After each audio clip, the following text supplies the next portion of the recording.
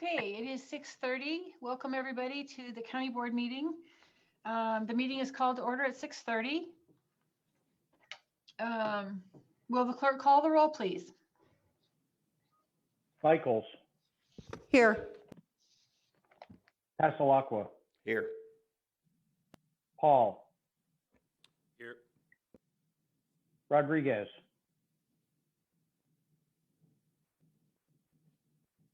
Storr, Present. Straub, Here. Summers, Here. Taylor, Here. Thorsland,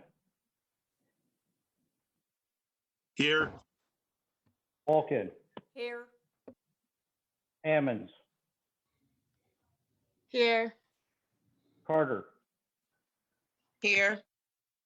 Cowart, Present. Esri, Here. Hurtado, Here. Goss, Here. Harper, Here. Humphrey, Here. King, Here. Lockshin, Here. McGuire, Here. Patterson. Here. Okay, there's quorum present. I think, can we go back? Is Emily here? Emily Rodriguez? Yes, I'm sorry, I came in late. I'm in the Okay, building. yeah, we didn't get your name. I thought you were here, Emily. Okay, a full board this evening. The meeting is being conducted remotely. This will probably be our last remote meeting. This is a reminder that all votes must be taken by roll call. Please raise your blue or orange or whatever color hand you have if you want to speak. And for the record, it's noted that the county executive and how many board members are in the boardroom? 10. 10. Okay, there's 10 members in the boardroom. Okay, next on the county agenda is the prayer. This one is a thought by Ruth Haley Barton. Being in a small group with this stranger was hard the whole way long. I never did enjoy it or get comfortable with it in 2 long years. But wouldn't you know, the most important, insightful thing that was said to me during the entire 2 years was said by this stranger. The person I never really did like, the person I never did get used to, the person I resisted most of the time. I'm not proud of this, of my prejudices, my intolerances to her differentness. And here is an inconvenient truth. Those who welcome a stranger into their lives have entertained angels without knowing it. And now the Pledge of Allegiance, please. You can rise if you want to and say the pledge with me. I pledge allegiance to the flag of the United States of America and to the republic for which it stands, one nation under God, indivisible, with liberty and justice for all.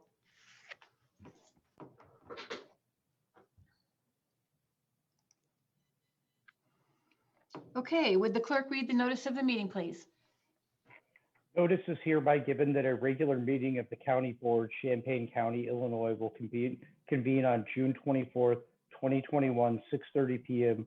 via Zoom and in the Brookins Administrative Center, 1776 East Washington Street, Urbana, Illinois, in said county for the purpose of allowing and ordering payments and claims against the county, receiving and acting upon reports of committees, and such other matters as may be brought before the meeting, which said meeting shall continue in session from day to day until the completion of said business. Thank you. All right, next is approval of the addenda. I would like to make note that at the committee of the whole meeting, it was asked that budget amendment 21-00036 be left off of the agenda if we did not have the money for the ARPA funds. We have received those funds according to the treasurer in our accounts. So it has been added into the consent agenda at this time. Is there a motion to approve the agenda? So moved, Esri. Thank you. Jenny? I'll second. Thank you. All right. Any further discussion or changes to the agenda? Seeing none, roll call, please. Michaels, Yes. Passalacqua, Yes. Paul, Yes. Rodriguez, Yes. Storr, Yes. Straub, Yes. Summers, Yes. Taylor, Yes. Thorsland, Yes. Wolkin, Yes.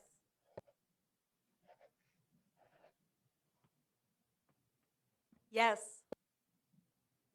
Ammons, Yes.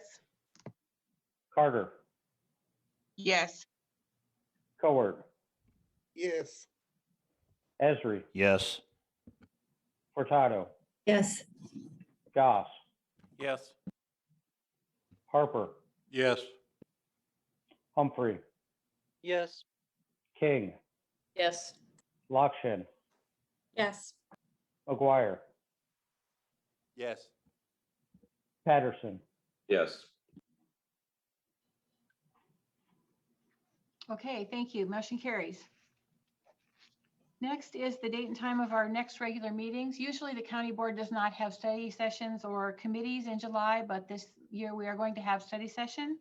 The next study session will be June 29th, and then there will be a study session in July on the 19th, both chaired by the Finance Committee to talk about the ARPA funding. There will be a county board meeting on July 22nd as usual.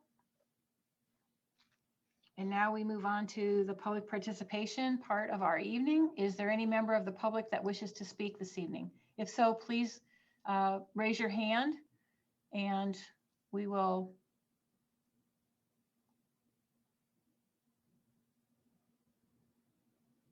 Okay, Yeah. seeing none. Yes? Well, I just wanted to ask that whoever in attendees is listed as Republicans are stupid and racist, that's really not necessary. Maybe IT wants to take them off the attendees list, disconnect them from the call. Yeah, I'm actually not sure that we're allowed to take them off the call, but we are certainly can close down the attendees list. And we'll look at panelists now. We're done with public participation. Ms. Straub? I just wanted to also say that it doesn't look like we're being broadcast to Facebook at this time.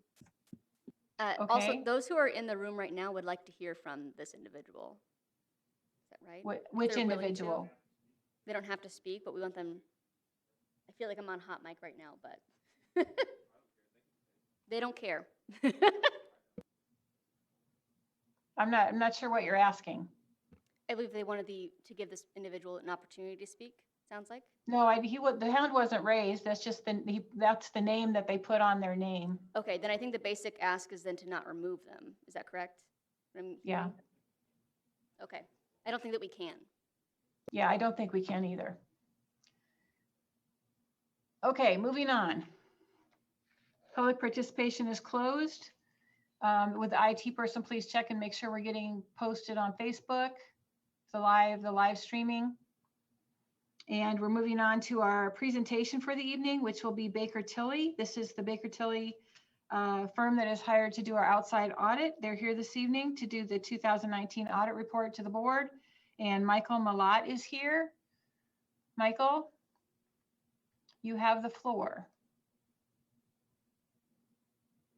I'm looking here to see where Michael is.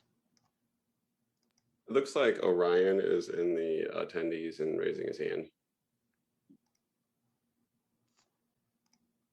Okay, IT, I am not listed as a co-host. Would you please make me a co-host on this meeting so I can allow people to speak? Oh, can you hear me? I can. There you go, Ryan. That's got to be a typo. He's supposed to be attending the next month's board meeting. Oh, all right. Okay, then Baker Tilly will be here at our next meeting. Yep. All right, thank you. Thank- Next, we're moving on to the consent agenda. Can the executive get a motion for the consent agenda? So moved, Goss. Raising hands, please. Ms. King? I'll second. I'm sorry, I couldn't see you, Jim, because you're in the room. So Jim made the motion. Ms. King seconded. Roll call, please.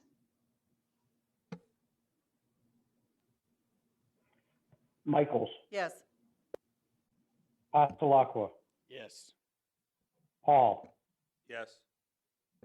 Rodriguez, Yes. Storr, Yes. Straub, Yes. Summers, Yes. Taylor, Yes. Thorsland, Yes. Wolken, Yes. Ammons, Yes. Carter, Yes.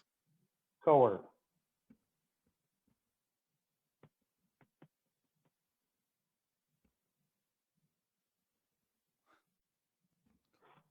Esri, Yes. Furtado, Yes. Goss, Yes. Harper, Yes. Humphrey, Yes. King, Yes. Lockshin, Yes. McGuire, Yes. Patterson. Yes. Motion carries. Next is communications from the board. Does anyone on the board have a communication to bring to the board this evening? I do, Darlene Essery. Okay. Go ahead, Aaron. Thank you. This is a email that I received, and I believe it was forwarded to all board members. Thank you, Megan, for doing this. I want to read this into the public record. Champaign County board members, I write you today to speak about the outstanding volunteer firefighters we have in Champaign County. These volunteers have worked tirelessly through this historic pandemic, many putting themselves at risk of being affected by coronavirus while rendering aid to someone in need. I don't believe the residents of Champaign County realize how fortunate we are to have some of the best EMS and fire protection coverage in the nation. These volunteers drop everything they are doing, be it a holiday dinner, a child's birthday, or even in the middle of the night during a good sleep, to head out when they are called to help someone in need. My name is John Bell. I have been a volunteer firefighter for the Eastern Prairie Fire Protection District in Champaign County for over 15 years. I currently am a captain with Eastern Prairie, and I am proud to be serving the people of Champaign County when called to do so. I am writing you today to ask the board as a whole to consider using some of the monies from the American Rescue Plan Act to give some support to the Champaign County volunteer firefighters, many who have been out of work during the pandemic and still responded for calls of help from our residents. I know I am not alone when I say this would be very honorable of you all to show this kind of support for our local volunteers. I could also see this decision being considered something other counties would get behind and follow suit. Thank you so much for your time, as I know it is very valuable. John Bell. And just a note, Ms. Kleppel, Brad Pascalaqua has something too, whether or not you decide to call on him next. Okay, I think Ms. Straub was next. Thanks. I just want to reiterate that our county does not currently have emergency shelter services for men or women. And many, many people in our county are suffering because of it. Okay. Ms. Lockshin? Yes, I just wanted to read aloud an email I received from Creel Unbeloved, who is a Garden Hills resident in District 6. Creel says, I have been talking to my neighbors in Garden Hills and collecting their signatures and the reasons they want street lighting. With the recent and continuous gunshots and shootings, as well as the cars racing through the neighborhood after dark, it would be awesome if you would consider lighting, especially along Paula Drive, as part of the ARP planning. Paula has bus stops, i.e. signs without benches or shelters, down its length, and it feels unsafe to cross the street to stand at unlit stops. Also, many residents have added Ring doorbells for security, but the cameras are only as good as the lighting. Please consider streetlights in Garden Hills for part of the ARP funding. That's all from Creel, but I know that Samantha Carter has also been working with residents in Garden Hills to make sure that people are aware that ARP funding exists, and she may also have something to add at some point on that. Ms. Furtado? For both of those, Aaron and Jenny, if you can please, I think I have the one Aaron read, but Jenny, if you could read that, if you could send me that one. What I would like to do then is I'll submit them and we could put them into the study session packet so that they are part of like the public record as part of community requests that we've received for ARPA. And if anybody else has any that, just came to them as an email that they'd like to do, and we could just continue to do that as a practice so that later on when we're trying to find that one email that we lost, that at least it could be part of some packets. And then I also, I don't know if this is the appropriate time to ask this, but I do want to ask the executive to reach out to the state's attorney's office and to see if doing any sort of pay or anything like that would be possible, because the firefighters are volunteer. So it seems like that's an ambiguous question in terms of the ARPA funding. And I think we would probably need some clarification on that. So that just before we could even have that as a substantive conversation, I think we just need to know if that's even something that we could do. So if we could work up towards clarification on that, I would appreciate it. Okay, Mr. Pasalacqua, I believe you're next. Thank you. I have an email as well. My name is Terry Gaddis. I live in Savoy, Illinois. I moved to the area just over a year ago, and I am a retired law enforcement officer of 27 years. As it relates to the use of the ARPA, I have had the opportunity to meet and speak with a number of defined personnel of Champaign County Sheriff's Office, and it would appear, having speaking to them, that they are just barely staffed to simply respond to the basic calls for service within their jurisdiction. God forbid a situation happen like what just occurred last month when Officer Chris Oberheim was murdered. It could potentially cripple law enforcement services both within the county and the additional areas patrol services are provided. I would suggest funds be allocated to increase staffing not only for patrol services, but for crime prevention initiatives. As we are all aware, the number of shootings in the Champaign-Urbana areas have continued to increase, and having creative initiatives and the personnel to back them could only be a benefit. Additionally, based on information available, the downtown jail facility is consistently costing the county unnecessary money. The facility is outdated, and there are significant safety concerns both for the correction officers and the inmates.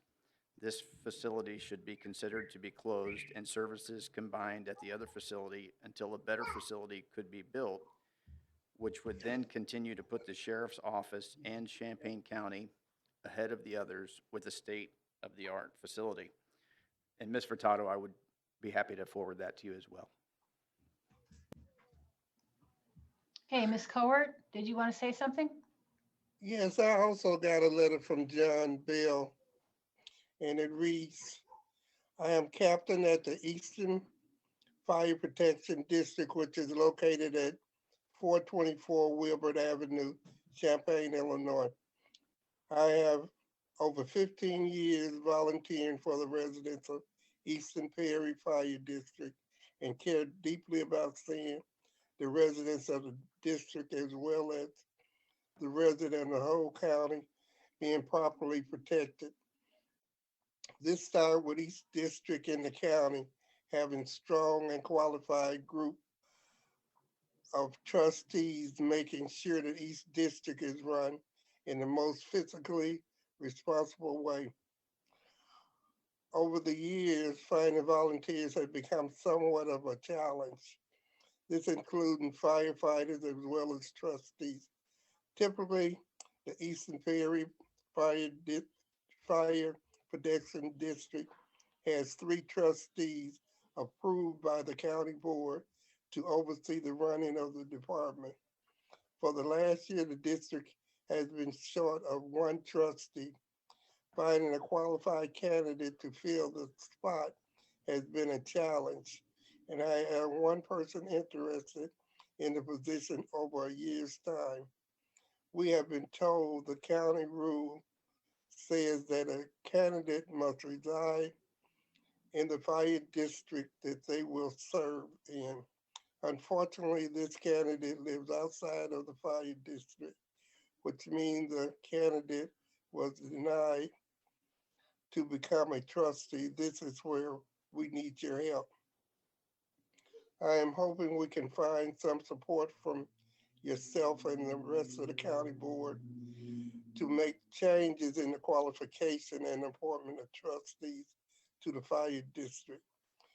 If you look at the qualification and appointments for the water drainage district, you see that the commissioners appointed to the drain district are able to live outside of the district they represent. This is what I'm hoping can be done for the fire protection district as well. Thank you for your time and help, John Bell. So that's it.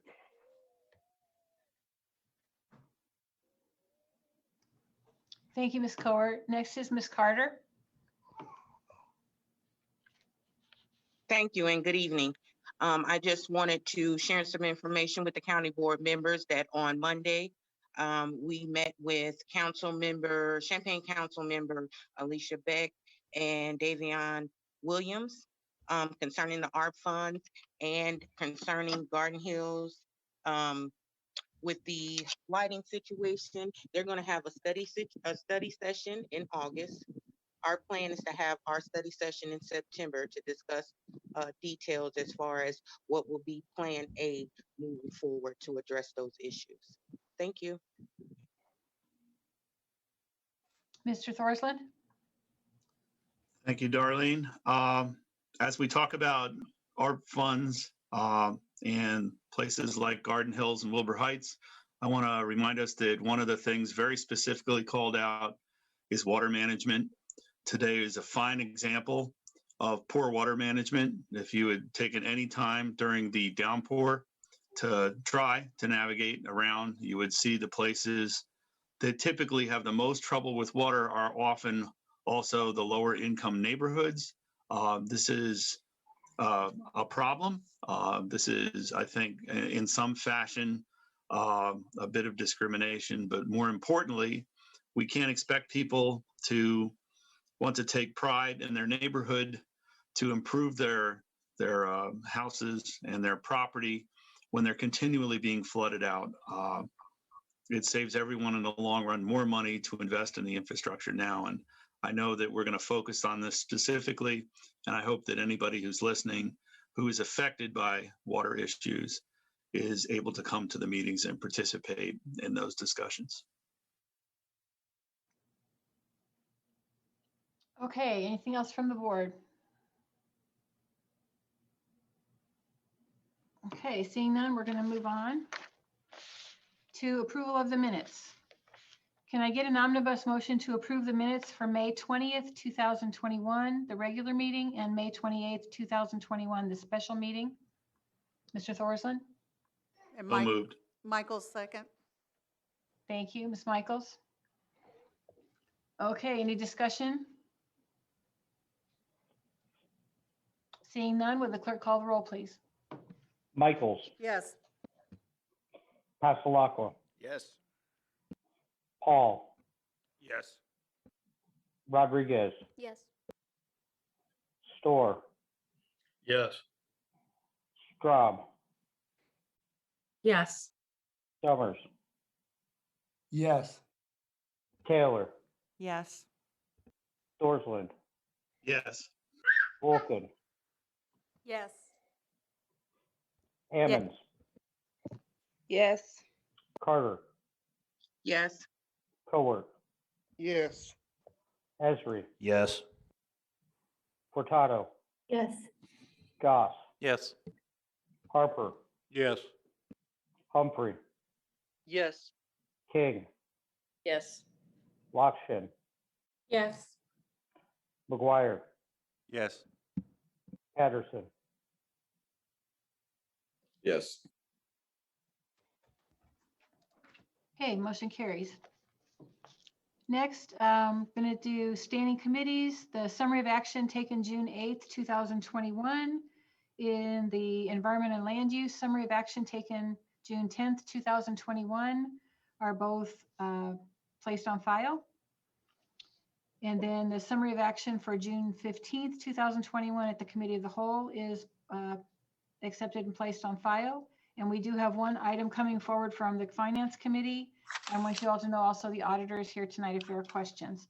Would the Finance Chair make the committee's recommendation regarding item number 1, please? Yes, so move the adoption of resolution number 2021-202, approving budget amendment 21-00028, Fund 080, General Corporate Department 020, Auditor, increased appropriations 22,000, increased revenue 0. Reason, we have a 37% increase in voucher volume from March through May 2020 to the same period this year, which much stemming from the rental assistance and other COVID relief money. This increase in volume is likely to be sustained at least through the end of 2021. Can I get a second? Ms. Straub? Second. Thank you. Any discussion?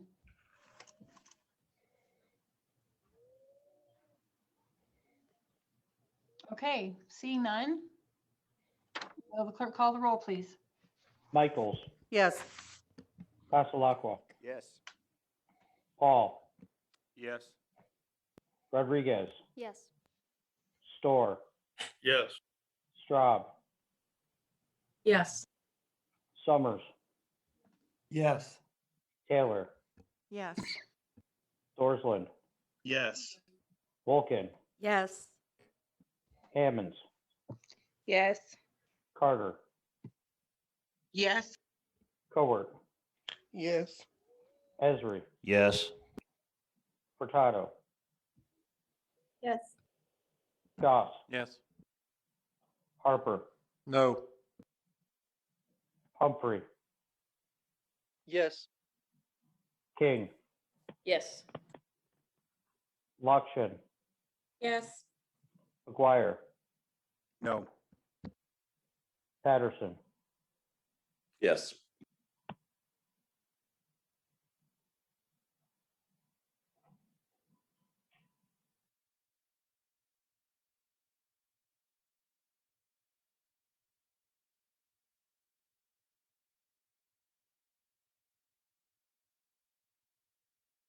You're muted, Darlene. Can't hear you. You're muted, I believe.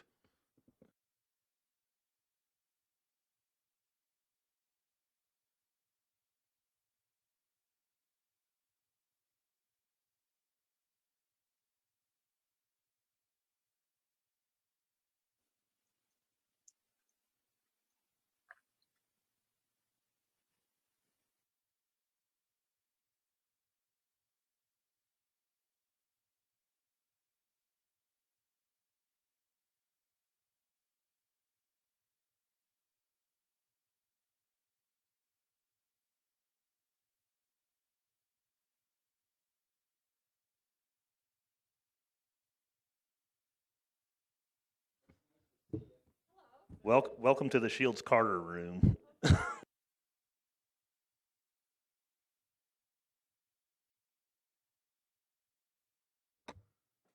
I lost control of my computer, so I moved to the boardroom. We are now on the first action item. I would like to have an omnibus motion for items A and B, adoption of resolution number 2021-204, authorizing purchases not following the purchasing policy, and resolution number 2021-205, authorizing payment of claims. Can I get a motion? Those of you that are on Zoom are going to have to just speak up at this point because I can't see you on my computer. This is Chris Store, and I make that motion. Thank you, Mr. Storr. Can I get a second? Lorraine Cole, Thank you, Ms. Cowart. Any discussion?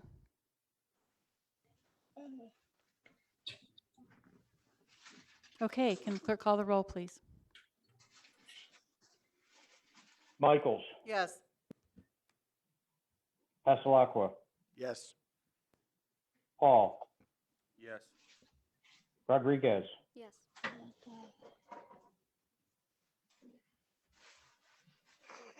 Yes.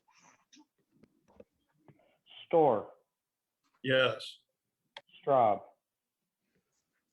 Yes. Summers, Yes.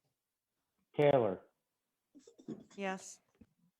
Dorsland, Yes. Wolken, Yes. Ammons,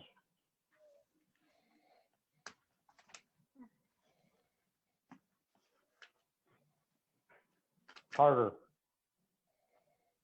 Yes. Cowart, Yes. Esri, No. Furtado, Yes. Goss, No. Harper, No. Humphrey, Yes. King, Yes. Lockshin, Yes. McGuire, No. Patterson, Yes. Okay, motion carries. Can the executive get a motion to approve item number C, adoption of resolution number 2021-209, establishing a broadband task force? This was distributed to the board this afternoon, I believe. I'll move it, Steph. I'll second Lockshin. Okay, thank you. Any discussion on this item? Mr. Patterson, would you like to at least mention who you're appointing? Yeah, sure. As you can see in the resolution, it lists be myself, Brad Pasalacqua, Jacob Paul, Samantha Carter, Eric Thorsland, and MC Neal, the IT director. I mean, basically at this point, this is just the members from the county. As we discussed at the last meeting, we want to have like stakeholders, members of our community who are involved and invested in this type of issue. And, that's something that, is going to take longer than the 10 days we have between these two meetings. But, I have a lot of, really particularly thanks to Stephanie, who's been involved in this, and, I was able to get a lot of good referrals. And so I'm working to fill the rest of the spots. Ideally, I think the number we're looking at is probably going to be 11 or 12 individuals total. I can tell you so far, I was able to speak with Brad Yukin from the Farm Bureau this week, the manager, and he agreed to be a member. So that's at least one individual I can give you certainty on, but it's something that is going to, like I said, probably might be a week or two before we're able to get the whole list together.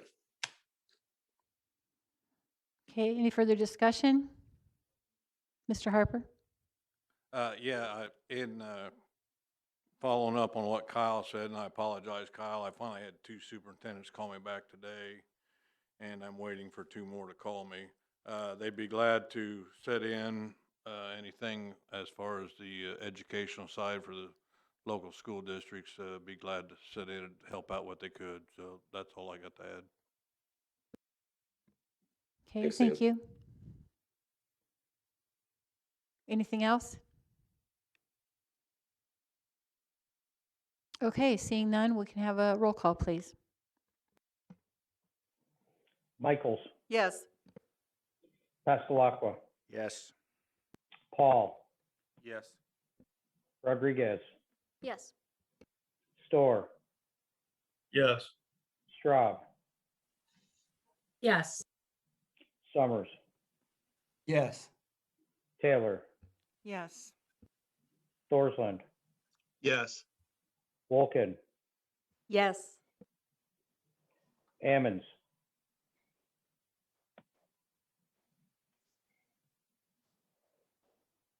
Carter, Yes. Cowart, Yes. Esri, Yes. Furtado, Yes. Goss, Yes. Harper, Yes. Humphrey, Yes. King, Yes. Lockshin, Yes. McGuire, Yes. Patterson. Yes. That motion carries. Move on now to item D. I would like to say that this is a draft. It is taken from the Waukegan example, so there will still be a few corrections that need to be made. Can I get a motion to approve item D to issue an RFP? Patterson, so moved. Second. Okay, Mr. Patterson, Mr. Thorsland. Any discussion? Ms. Michaels? Ma'am, I just had, and I'm not a computer person, let me just say that right out. But I had someone send me a message to make sure we double check the upload and download speeds that are referenced. And not sure what it means, but something about 100 symmetrical or scalable and bait minimums 100 download, 2100. So anyway, it was about the up and download speeds. If we could just make a note of checking that out. Thank you. Okay, thank you. Darlene, I don't know if you could see us. I'm sorry, who's talking? Steph. Stephanie, go ahead. Yeah, I wanted to sort of reiterate what Diane said, that the 100, I don't know any of this either, but that seems to be really important. And especially the ARPA guidelines for how we spend the money is different in terms of the upload and download speed, upstream and downstream speed, than some of previous federal or FCC guidelines. So making sure that we have that. If it's okay, I would like one of the reasons we put the subcommittee together is so that they could give input and sort of help shape this project. So if the folks from the subcommittee could have not a lot of time, because again, there's a clock ticking, have some time to look at this, that would be awesome. And Darlene, hopefully you could facilitate that. I also just wanted to mention and to thank them that Eric Thorsland and I had the opportunity to sit down with Brad and folks from the Farm Bureau, and it was really helpful. I think it really reiterates to me why it's so important to have that kind of those folks on this committee. They brought up things that honestly I don't know that I would have thought of on my own, and they've been working on this. The Farm Bureau especially has been working on this for a while. So I just wanted to give you a heads up. Our study session next Tuesday is going to start with Brad from the Farm Bureau. A couple of folks from the Farm Bureau are going to speak. Then after that, we're going to hear from the Housing Authority because they have a grant right now around broadband and accessibility issues. So we're going to hear from a couple people from there. Then we're going to hear from a longtime person who's been working on broadband in Champaign County, who's a board member of UCTB, the sort of Champaign-Urbana project. And then after that, we're going to transition and we're going to hear from 4 different service providers. I wanted to thank Jim Goss because he helped me work on getting some of those folks for the agenda. And then just a humongous thanks to Stan. And I think Diane was the one who originally thought about the rural school districts. I think if this project is going to be successful, making sure that we reach the school kids is really, really important. And so I think that that's a vital voice that we need on this committee. But hopefully, and I'll just tell you right now, I think almost every single person comment has a PowerPoint because they've all been thinking about this issue for a really long time. And so they got a lot of data. I try to give them real hard limits on how much time they got because I'm interested in broadband, but as you'll note, I'm not on the committee because I really don't know anything about broadband. So I know I want it, but I don't for the county, but I don't know I don't know a lot about it. So I think this is going to be a great opportunity for us to learn and sort of maybe hopefully have the conversation that we need. And I think the RFP is a really important piece to this in order to get us into a position. There's a grant cycle that's due in mid-August that the floor of that grant cycle is $5 million. The state's broadband funding, any day now, probably in the next month, they're going to announce their next funding cycle deadline. So we've got the ARPA money, but there's other resources out there. And I think we need to put our county in the best position in order to get that money. So I hope that you support us putting the RFP on the street so we can see what we get back from it. Any other discussion?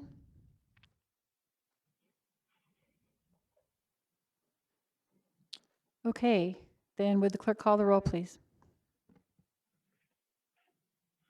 Michaels, Yes. Passalacqua, Yes. Paul, Yes. Rodriguez, Yes. Storr, Yes. Straub, Yes. Summers, Yes. Taylor, Yes. Thorsland, Yes. Wolken, Yes. Ammons, Yes.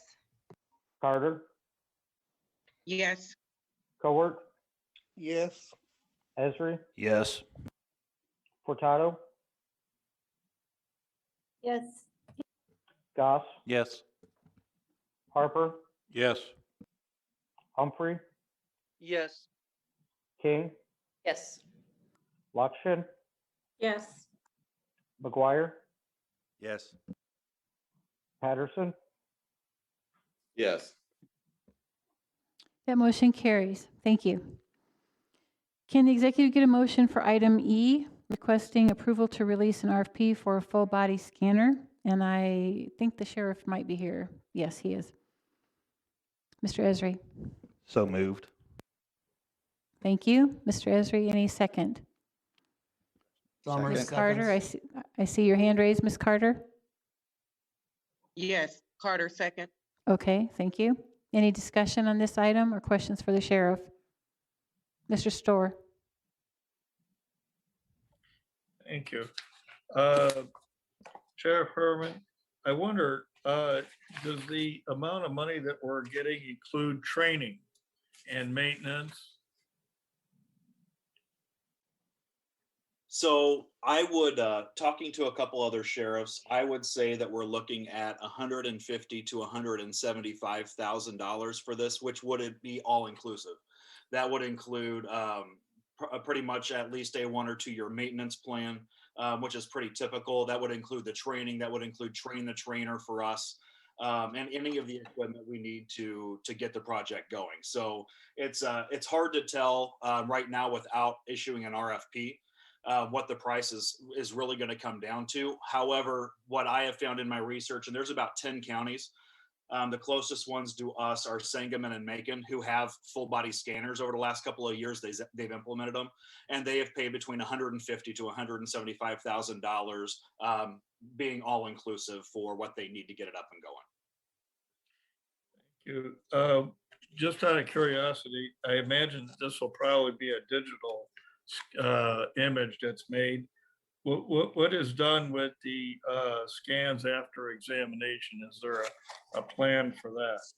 Well, so all of that would be under public records. And so we have certain retention periods and things like that. I don't know if they would necessarily be FOIable. However, under the Public Records Act, we would be required to file them away for an extended amount of time, depending on what that Public Records Act says on those. Ms. Furtado? Yeah. Sorry. Did you have something else, Mr. Storr, that was follow-up? I think so. Go ahead. Okay. So this is, so I definitely support this. I think putting this RFP out makes sense and finding out what the cost will be. I just wanted to mention a brief thing, and I don't know if Mr. Goss feels the same way. But the first, I support this, and I want that to be really clear, but the first I heard that this was going to be on the agenda was, I think, an email the night before the agenda came out. And as we go forward, I know that a lot of elected officials have issues that are very important to them and things that we can move on now. I think that this one is a good use of the funds. It's positive. It clearly is allowable with under the ARPA, and I think getting it done is important. But I want to ask the executive as a courtesy in the future, before, I believe I offered that if we needed to have an additional agenda meeting, that I'd be glad to be a part of that. But in the future, if there's financial items, especially that relates to the ARPA money, I would like a conversation before I was working, I didn't see the email until really late at night, the night before it came out. So I would really appreciate that in the future. And this is to all the elected officials as well, is that I want there to be a little bit more of a process for this ARPA funding, because I think that's really important. That said, I really appreciate it. As soon as the agenda came out, the sheriff reached out to me. We had a long conversation about it. And just in general, his vision for the next budget cycle and everything. And I really appreciated the conversation, and I support this fully. I just want us in the future, I expect that both myself and Mr. Goss, that there will be a conversation before any of the ARPA money ends up on the agenda. And I'll continue to make myself available if we want to do that conversation collectively, along with Mr. Patterson. I know we only have one finance agenda meeting, usually before the cow, but as things are moving, it might make sense for us to have another one. I want that on the record, and I expect that that's going to be the case as we go forward. So I would agree with that, Stephanie. I think that there needs to be a process set up for how you're going to accept applications for different kinds of projects. So that would be one of those processes that probably should get worked out. Okay, let's see. Mr. Thorsland? Yeah, I'll echo what Stephanie and yourself just mentioned. I'd like to see a process for this so that we will have a lot, and there's a process, and we have a finance chair and co-chair, and it should go through all of that. Just really briefly, many members took the tour last night of the two jails. I want to thank Dustin, who is a professional holder of doors open, and all of the staff, deputies, and the captain at the jail who showed us around.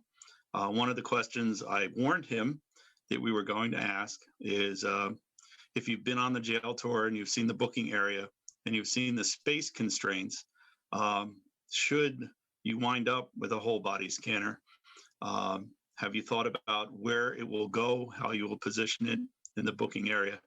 And do we anticipate funds above the cost of the unit, the training, and the warranty work that would go with it? I'm anticipating some facilities funds that may or may not come from ARPA that we will need to get this unit up and running. Sure. Thanks, Eric. And let me start out. I'd be remiss if I didn't mention that when you're voting on this, I hope that you keep in mind that corrections is one of the only county divisions that's still under really strict COVID guidelines. And so, we haven't moved into phase 5 because the CDC says we can't yet. And so my officers there are still looking for ways to keep COVID out of the jail. We're still doing quarantine. They're still wearing N95 masks, which everybody saw last night who was on the tour. And so I just ask that I understand where Stephanie's coming from with this. I just ask that that you keep those things in mind. As to Eric's question, this came up a little quicker than I expected it to come up to be approved. But the captain and I had started a conversation before. It's actually something I've talked to her about for the last couple of years, because it's the trend that's going on. There's a lot of liability in the jail, and the more hands-off we can be, the safer it's going to be for everybody. And this helps us get to the same point. Actually, it helps us see more that's being brought into the jail than what an actual physical search may be. And so we've been talking about this for a while, and you're absolutely right. This is going to be something that we are currently, and as in currently today, now we had 2 court security officers that were injured, and that kind of took my attention away from the things I was doing this afternoon, but they're okay, by the way. But that is a current conversation we're having I don't know if you mentioned, or I don't know if you caught the captain last night. She said, the sheriff told me not to make a fool out of him, right? And the reason why is because I don't want to ask for this. I don't want to go through the process of doing an RFP. And then she's like, oh, we really can't do that. We need to know that now. I need to know that now. And if that's what she wants, we're going to make it happen one way or another. And, we have been looking at dimensions, and it's really difficult to tell at this point because, again, with that RFP, if you Google full body scanner for a jail, you will see the variety of things that come up. And Sangamon County, I have a copy of the RFP that Sangamon County did a couple of years ago for their full body scanner. And I'm kind of like Stephanie, I don't know a lot about it. It can only put out this much radiation or, all those things. But they've really done the legwork, and I plan on speaking with a couple of these other sheriffs too, just to see what the best fit is for their jails and how they compare with us. This is definitely not something I've taken lightly, and it's definitely not something that if I believed we couldn't make happen, that we'd be going through this process now. Now, with the other question you asked, Eric, is so normally, I have had a salesman on my case for the last couple of years saying, hey, got these body scanners, got these body scanners. Of course, I can't do anything because $150,000 is way above the RFP level. And so, but he has sent me stuff and things like that. And the thing I found is there's generally a 1 to 2 year warranty that's included in the price.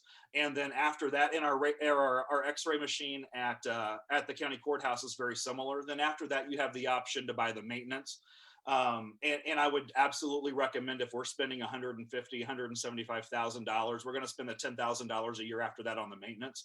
But that would be something down the road, and that would be something that I would just have to work into my budget down the road. That's a little easier to budget for in 2 years as opposed to right now. So. Thank you, Dustin. Okay, any further question? Ms. Furtado, did you want to say something else? Oh, yeah, just real quick. Dustin, do you know like what the shelf life is or for one of these things? Like how long do they last? I'm not for sure. I would imagine it's like anything else that it lasts forever. However, if you want the latest and greatest and you want to do this, then probably I would completely be guessing at probably 10 years. I think that's around about what our X-ray machine is at the courthouse and things like that. And that's why it would be important to have a replacement plan and things like that. But I'd just be guessing if I told you right now. Mr. Powell, did you want to say something? I had a question for protocols for people who choose to opt out, and then ways to protect people. I feel like there's a definite need to make it less intrusive. But if there's a safety for someone who does have a health condition, I would hate to be sued as a county for making someone go through a body scanner. Is there an opt out, or for when the people find out they can opt out, what's going to happen if we buy this body scanner? Word on the street is you can opt out if you say you have a health condition. There's no way to check because of HIPAA. So now we spend $150,000 to have this sitting in the corner that doesn't get used. And how do you make sure we keep people safe? So I guess that's surely a fear. But I would go back to at the courthouse, we've had metal detectors and things like that. If there's somebody who can't go through a metal detector, we have a wand around them. There are other ways for security. We by all means would not force somebody. I can anticipate as you can imagine, not everybody who comes to the jail is cooperative. And so you have to stand on this body scanner in order for it to work well. And so I anticipate, that's going to come down to policy and procedure. I would anticipate that in some cases, we're just going to have to do a search like we normally would. And, there's a lower expectation of privacy in a jail, and they don't have a choice whether we search them or not. And I think most of the time, if we give them a choice of, well, we're going to touch you and search you, or we're going to run you through this machine for 7 seconds, most of them will opt into having the machine as opposed to being physically touched by somebody else. That's my guess, though. Mr. Esri? Yes, thank you. I was just going to voice my support for this RFP, and hopefully later on we can maybe actually get this purchased based on the idea that with this newer technology, especially newer than what we currently have, that it should, and I don't see how it wouldn't, increase the safety of everybody in the jail, the inmates and the staff. And as Sheriff Harmon just said, very likely decrease the amount of hands-on needed with the incoming inmates. And I would think that would be a win-win for basically everyone involved in the situation. So yeah, just wanted to voice my support for this. Thanks. Mr. McGuire? Thank you. I also agree with Dr. Steph that, things like this should come to the Finance Committee and people like that should have an opportunity to discuss it. And I think the Sheriff discussed that last night and how it came to us. I will support the RFP because it's an RFP. We'll get more information to help us understand our vote when we do decide whether we use ARPA money for it after the RFP comes to the board. Thank you.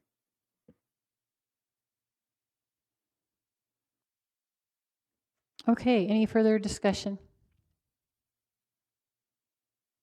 Seeing none, will the clerk call the roll, please? Michaels, Yes. Passalacqua, Yes. Paul, Yes. Rodriguez, Yes. Storr, Yes. Straub, Yes. Summers, Yes. Taylor, Yes. Thorsland, Yes. Wolkin, Yes. Ammons,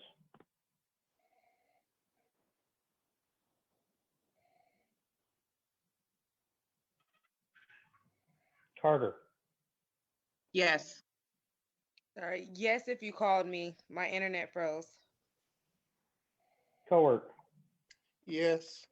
Esri, Yes. Furtado, Yes. Goss, Yes. Harper, Yes. Humphrey, Yes. King, Yes. Lockshin, Yes. McGuire, Yes. Patterson. Yes. Thank you. Motion carries. We're moving on to item number F.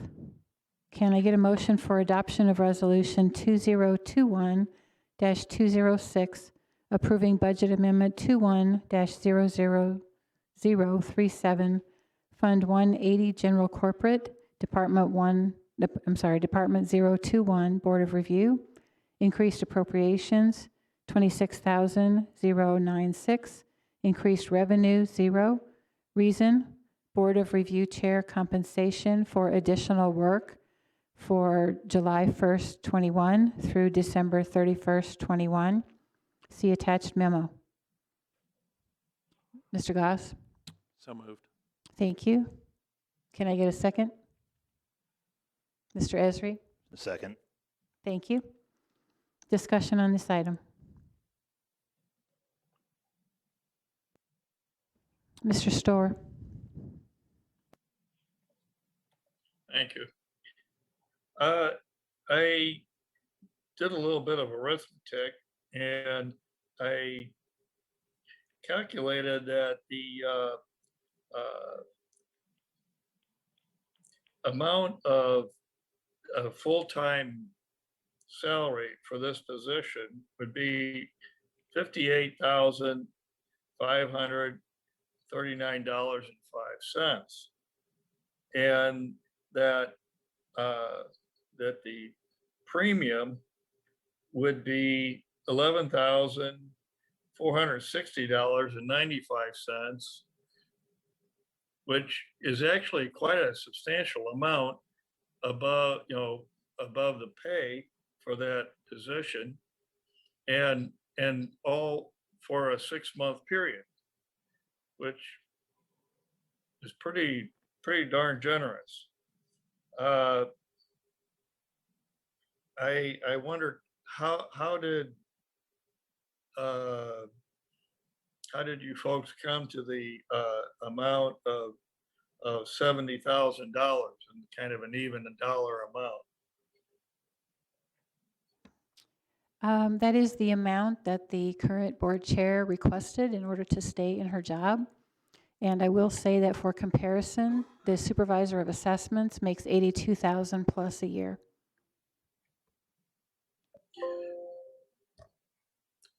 Well,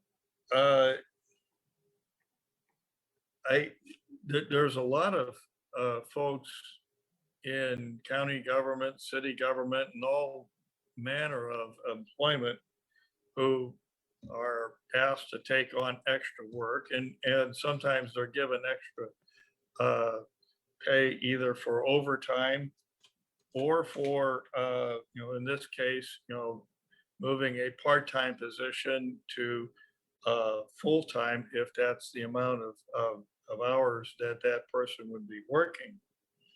And I think that it's kind of rather a surprise to me and to at least another person that I spoke to about this, to have such a large, such a request. And I expressed my concern about this and wonder, has the Personnel Committee had a chance to review this request? Well, if you would like it to go through a committee, we don't meet, there were no committee meetings at this month. And so there was no way to take it through the committee meeting in July, which means it would have to wait until August. And the decision really needs to be made by July 1st, which is when the next board review season starts. Mr. Esri? Yes, thank you. I guess my question is for Executive Kluppel. Just maybe if you could give us a little bit of an idea as to what would happen if this one remaining person should decide that it's not worth it and step down, and we're left with nobody in any of those 3 seats, as to what might happen. If you could, please. Well, let me just say that at this present time, business cannot be done by the Board of Review with one person. So we are looking for a second person. There is a potential appointment coming in July. There could be 2 at that point. Decisions that are required by the board all require 2 signatures. So you have to have at least 2 people on your Board of Review. And then the third person is required because of any tiebreakers if there's a required tie. If we do not have a person in county that's eligible, which we currently do not have any other people in the county that are eligible, there would need to be some contract with a surrounding county or some other area of the state in order to get a person that's certified to be able to do Board of Review work, which I have no idea what that would cost the county. Mr. McGuire? Thank you. Yeah, looking at this situation, it's one person doing 3 people's job, and they can't even actually do it, it sounds like. My understanding is we're getting ready to go into a season where there's a lot of reviews that are done.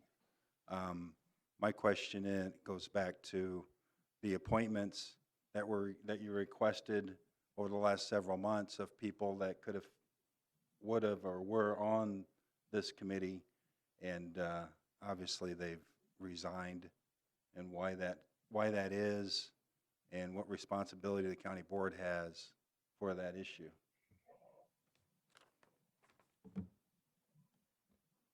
Did you want me to answer the question? Yeah. So one of the people was recently appointed by the board, has decided that he overextended he didn't realize how much work it actually would be and overextended himself. Also, as you know, right now, the current housing markets are very hot, and he has private work in addition to the part-time job here. So he's making a lot more money doing that and decided that was the better choice of what he should do. The other person was not appointed by the board, actually twice, and decided to just stop trying and decided to move on, and he has built up his outside practice as well. Mr. Goss, did you want to say something? I didn't know if your hand was raised. No, you're just waving? Okay, I'm sorry. Yeah. Okay, Mr. Summers. Yes, just a couple questions. Did I understand you to say that a surrounding county contract would cost more money? I don't know what a surrounding county contract would cost us for a consultant to come into our county. Wouldn't it be advisable at this point, since we're lacking 2 members, to check on that?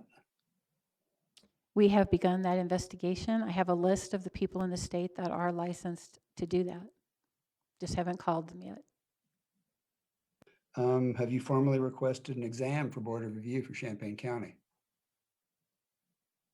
I have contacted the Board of Review person. I have not requested an exam because I have I just haven't worked out a schedule to do that. But yes, we need to be offering that if there are people locally that are willing to apply. As you know, the last application time, we did ask for a review here. The state is doing very few reviews outside of, or tests outside of Springfield at this point. They did say in our circumstance they would be willing to come here if we could identify some possible applicants, which we have not done yet. It really surprises me. How long have you known that we were going to be losing 2 people from Board of Review? How far back into this month were you aware of this? That would have been about 10 days ago. Why at that time would you not have formally requested a test for Champaign County? If these are positions that are vital positions that need to be filled and that process hasn't happened, I do not understand why. Well, we've been investigating what we need to do, Steve. Isn't a test a requirement for someone to serve on the Board of Review? It Past is. exam? Yes, it is. And I have contacted the state licensing office to get information about what we need to do. I was informed that they're currently not doing a lot of tests outside of Springfield, and that if we identified some possible candidates, they would be willing to come here. I believe some local candidates are interested. I don't know if you've just not reached out to them or heard from them. At least one that was a former member of Board of Review. Without the opportunity to test, though, how are we going to get this person into office? I mean, this is going to require coordination between your office and the board. You put it forward, we pass it. But if I'm hearing about people that are interested and qualified, I'm just wondering why you're not. Well, I'd certainly be happy for you to pass on the names. We I've haven't not spoken to advertised an open position. At this point, it's going out with the rest of the open appointments. So when that happens, it's actually been posted publicly, just like our other appointments. And I'd certainly be happy to take any names of people that are interested. I will do that to you later rather than put the person on the spot now. But at what point do you anticipate having the option for people to test for these for the Board of Review positions? I don't know what the state schedule is. There's one person in the state that arranges this. I don't know what the schedule could be. I don't know even how soon they could do it.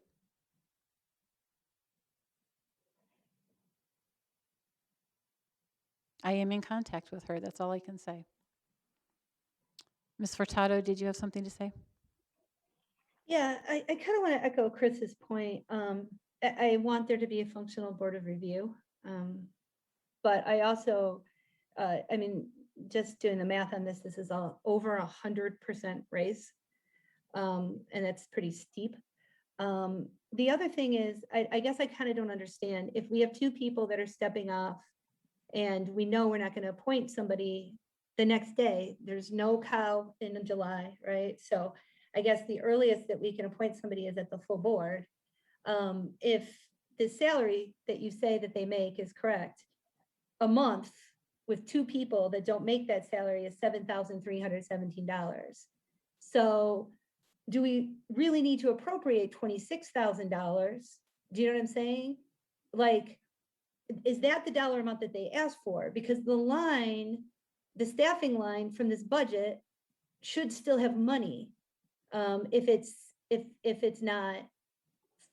there's positions not filled, right? And so I guess part of my concern is, I mean, I think $100, 100%. I'm all for, if the person's going to work 40 hours, then we pay them for 40 hours. And if the person's going to work for 50 hours, I'm fine with paying them for 50 hours. But 100% seems to indicate that they think they're going to work for 60 hours a week. And like, if they're going to do that, then they, you know what I mean? Then that's what they're committing to with this kind of salary increase. And then the second thing is, if not, like, why aren't we just appropriating the actual money we need? Because this isn't, right? Like, there should be some give within that budget. So I definitely don't want the case that we appropriate this dollar amount and then they get even more money than this because that line is available. Do you know what I'm saying? So I would really like to see this revised down. Another thing that maybe, and I'm not going to take credit for this, this is somebody else in my caucus, I can't remember who, I would maybe support voting for half of it. And then hopefully you're going to come back with a better answer about how you're going to get these other two. I mean, I'm just going to be blunt. I'm at a conference that started, I was started at 7:00 in the morning and I worked straight until I came to this. I know two names of folks that want to be on this Board of Review. And I mean, that can't be that I've put more effort into this, right? Like, that's just not cool. It's not okay for this person who's going to have to do this additional work. So, I mean, I'd be fine with maybe having it and voting this month on this half and then voting again in July, when you hopefully have some names for us of people that are going to take the load off this person so we could get this back and functional. I'd be fine with that. And I think that's probably going to be maybe a little bit more in line with the actual work that needs to be done and not appropriating more money than we need, because again, some of these positions are going to be open. So there's some cost savings in that. That's all I got to say. So let me just say that this is an appointed position by the county, and the county sets an annual salary. It does not set an hourly rate, and the job is not considered to be an hourly job. The county has decided that it would be a 30-hour-a-week job, and we divide it accordingly and pay people accordingly 30 hours a week. We divide the money up that way. But the board really can't just change the rates or pay people by the hour. That's how not this position is organized. If you recall, the board considered the salaries of the Board of Review a couple of years ago and decided that they were overpaying them and checked with some other surrounding counties. We also had the discussion since that time about the lack of people in the county that are interested in this position. And the reason being that they give is because it's not a very well-paying job. So that goes both ways. I'm not in the assessment business. I don't know how they make their money right at this moment. What I can tell you is that there's potentially other people that might be interested. That'd be great. I'm happy to take those names anytime. The last couple of times there have been openings, we've had a very difficult time recruiting somebody to fill those spots. And there has been no people in the county that have passed the test other than the one person that I'm going to be talking to about the possible appointment in July. Also, this is a political appointment, and the third person needs to be a Republican. The other two people on the board, the appointment I'm considering and then the person on the board right now, are both Democrat. So there's also those considerations as well. We've checked in, the state's attorney has been helping me check into things like if we get a third person and we do that on a contract basis, do we have to consider party as well? Can we hire people on a part-time basis, because we have a couple of names of people that are willing to do the job part-time? Like, could we get two people to fill the job of one person? Checking into all those possibilities. And again, happy to offer the test here when the state is able to do that. People do have to have qualifications, either being an appraiser, certified appraiser, or a certified real estate broker. So if you don't have one of those two qualifications, you don't meet the qualifications for the job. So I'm happy to do that and move forward. I think that the difficulty is going to be that the person in this position is going to be, even if we get new people and they've taken the test and passed the test, may or may not understand the county's process. And I expect that the chief of this Board of Review will be doing extra work for the rest of the year, trying to get things in place. I also know that they're expecting, as I mentioned in my annual report, this to be probably the busiest year the county has ever seen, by almost double from 2 years ago. Last year was double. This year they expect to be even bigger. So there's a lot of work to be done, and this is the 6 months that the work takes place for the majority of the reviews. The first 6 months of the year are more related to exemptions and paperwork and different things like that. So this is going to be the busy 6 months of the year. So I expect that they will all be working long hours. Okay, let's see, Mr. Patterson.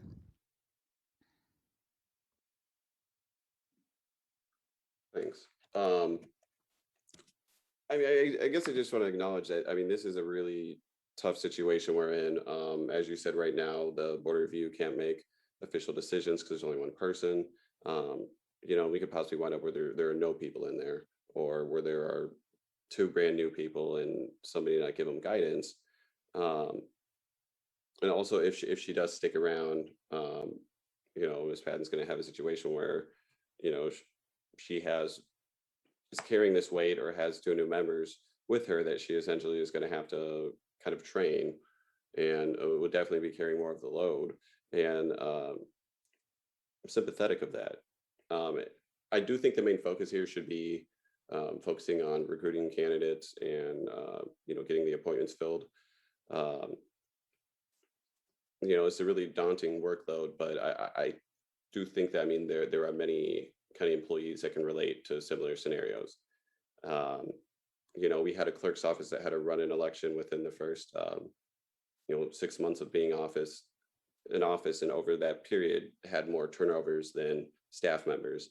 For those of us who went on the tour of the jail last night, our jail staff is understaffed, and they're in dangerous situations, and working overtime and stuff like that. And what I worry about is the precedent that we're setting here. What is the qualifier for a raise like this? As Stephanie said, and I did the math, and I think it's a 109.4% raise. If we're going to, we have a personnel policy as a county that we set. It establishes the exact salaries, it includes this office, benefits, stuff like that, for non-bargaining staff. And, I think ultimately what we're doing here tonight is we're doing a budget transfer.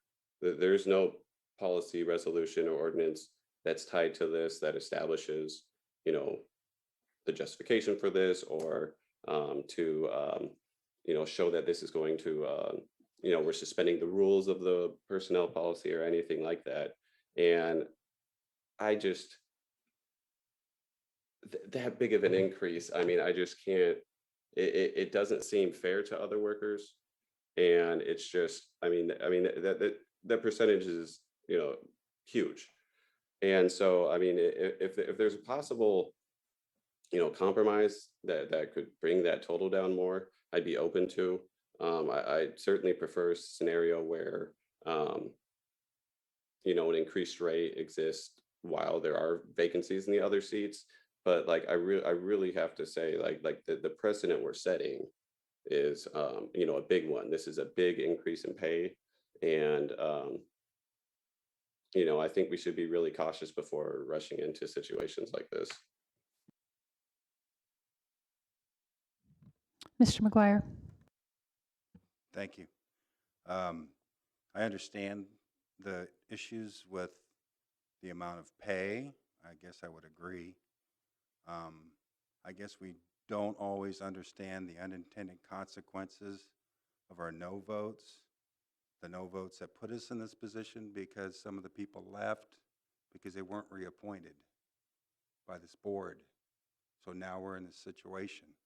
We don't know the unintended consequence of not supporting this pay increase.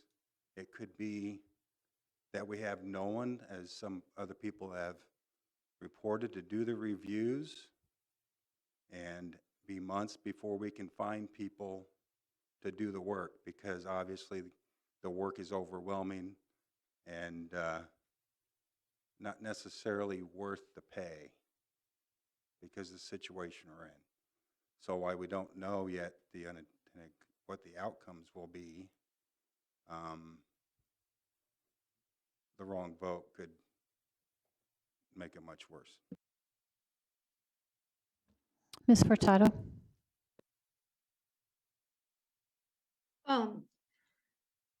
So I'm going to agree with part of what Mr. McGuire said, like just because I guess I'd have a disagreement about who set the fire, but if something's on fire and there's only one person that's got the fire extinguisher, to some degree they decide how much that fire extinguisher costs.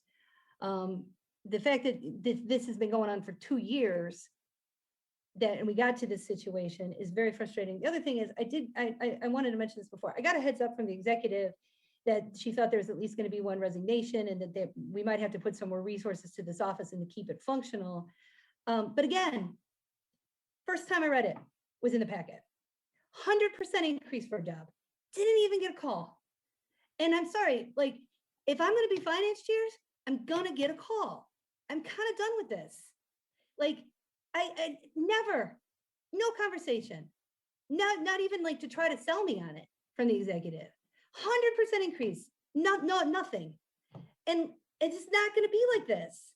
I mean, I must be real honest if it wasn't so serious, I'd be tempted to vote against it because literally, why bother having me as finance chair if I can't even get a courtesy of just a conversation about, and like Kyle said, this has really big implications. So every time we got, you know what I'm saying? Right now, in case you're not aware, we had a real serious issue in terms of staffing at the jail. If I was at the jail, working at the jail right now, where there's a life and death job, and I saw this, I'd be like, guess what? I'm not showing up for work tomorrow either, unless I get 100% increase. Do you know what I'm saying? Like, this actually matters. Like, it's not honestly, in the end of the day, that much money for this. And we're in the situation that we're in. And I honestly, when push comes to shove, I might vote for it just because we're in the situation we're in. But man, we need some leadership. And I'm kind of, this week kind of pushed me on a couple of things, pretty close to getting pretty frustrated. But this is not going to be the process of how finance stuff is going in this county. And I'm just saying that. This is not going to be the process. And I hope that that message is getting through. Because like, if I open a packet again and I see something like this without any conversation, I'm going to ask my caucus to vote it down, whatever the consequences are. So I just want that message to be real clear. Again, because if we could have had a conversation about the dollar amount ahead of time, I think maybe we could have come to a more comfortable solution, but instead we're having it here. And that's all I got to say.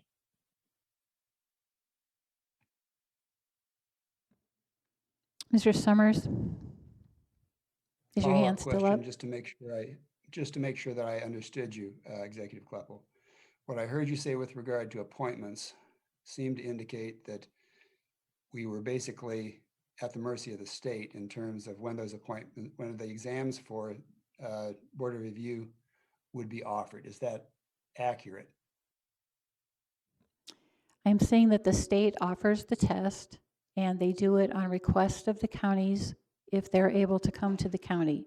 So yes, I can make a request. I'm not in charge of what the schedule is. Again, if you can make the request, why have you not made it? Simple question. There's no one here that I know wants to take the test. Last time I made the request, we had 2 people sign up for the test, one of whom had already taken it in another county by the time the test was given here. If I know there's someone, she told me, basically, they're not going to just show up. They want to know, they're not doing very many tests outside of Springfield right now. So if they know there's people that want to take it, they're willing to come. They're not willing to just do a circuit around counties in the hopes that somebody shows up. Right, I will happily forward the name of a person to you that is a licensed realtor and has expressed interest. Great, I guess the question is, why am I the one that's putting this forward when it's your job to seek these folks out? This is negligence. Well, it's not negligent if they're not telling me they want the job, Steve. I'm an executive. I publish the position. I look with my own resources. Obviously, the county board might know other people. That's great. Please feel free to refer them. Do you provide any outreach in terms of calling because of the dire need of these appointments? Do you reach out to folks in the community that are realtors to see if anybody is interested, or do you simply post something and hope? No, Steve, I have reached out to other people. I'm hearing from other folks that there are people that are interested and available. I cannot understand why there is this break in the line of communication. I'll forward the one to you tomorrow. I will look and try and speak with others and try and get those forwarded to you, but you need to request a test. So when they come forward, they can go do it because time is of the essence on this. And I think everybody's in agreement with that. Ms. Taylor's had her hand up for a while. Just wanted to highlight that. Yeah, I know. Ms. Michaels? Just real quickly, when did the other people leave? Have they been gone for a month yet or just a few weeks? I would have to go back and look at the dates of the letters of resignation. Mr.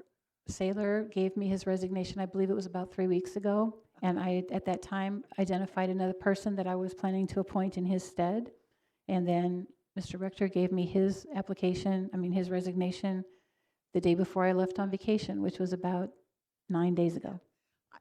My only thought was if there was money in the budget versus the amendment. That was my only thought. But they haven't been gone long enough to have enough money in that budget to pay No. extra.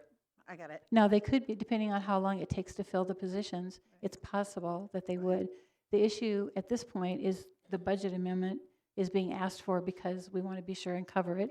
If Right. they don't, if there's vacancies, there will be money left in the budget, Yeah. basically. They just haven't been gone long enough to have Correct. that money in Again, the as I budget. said, it's not a get matter it. of spending it if it's there, it's a matter of the salary gets set. Correct. Thank you. Okay, Mr. Thorsland. I'm sorry, I'm trying to do both here. Go ahead. Yeah, thank you. You're next. We've talked a lot about it. This number is extraordinarily high, and all of the statements about that are correct. And it's also correct to say that we've seen this coming for a while. I would propose a couple things. What I'm hearing from you is that Springfield won't come to Champaign County to give the test until you identified a person. Several board members have people identified. My question that maybe you can't clarify is, can we send people to Springfield to take the test? If so, it would cost a very small amount of money to offer a potential candidate the mileage to go to Springfield and take this test. If the state is then more flexible in schedule, perhaps we can get it done quicker. I would also propose that what we're asking, it seems like, is to take a 30-hour-a-week person, approximately, by appointment, and the salary was determined around that 30 hours. And they're offering or we're requesting that they work a 40-hour or full-time.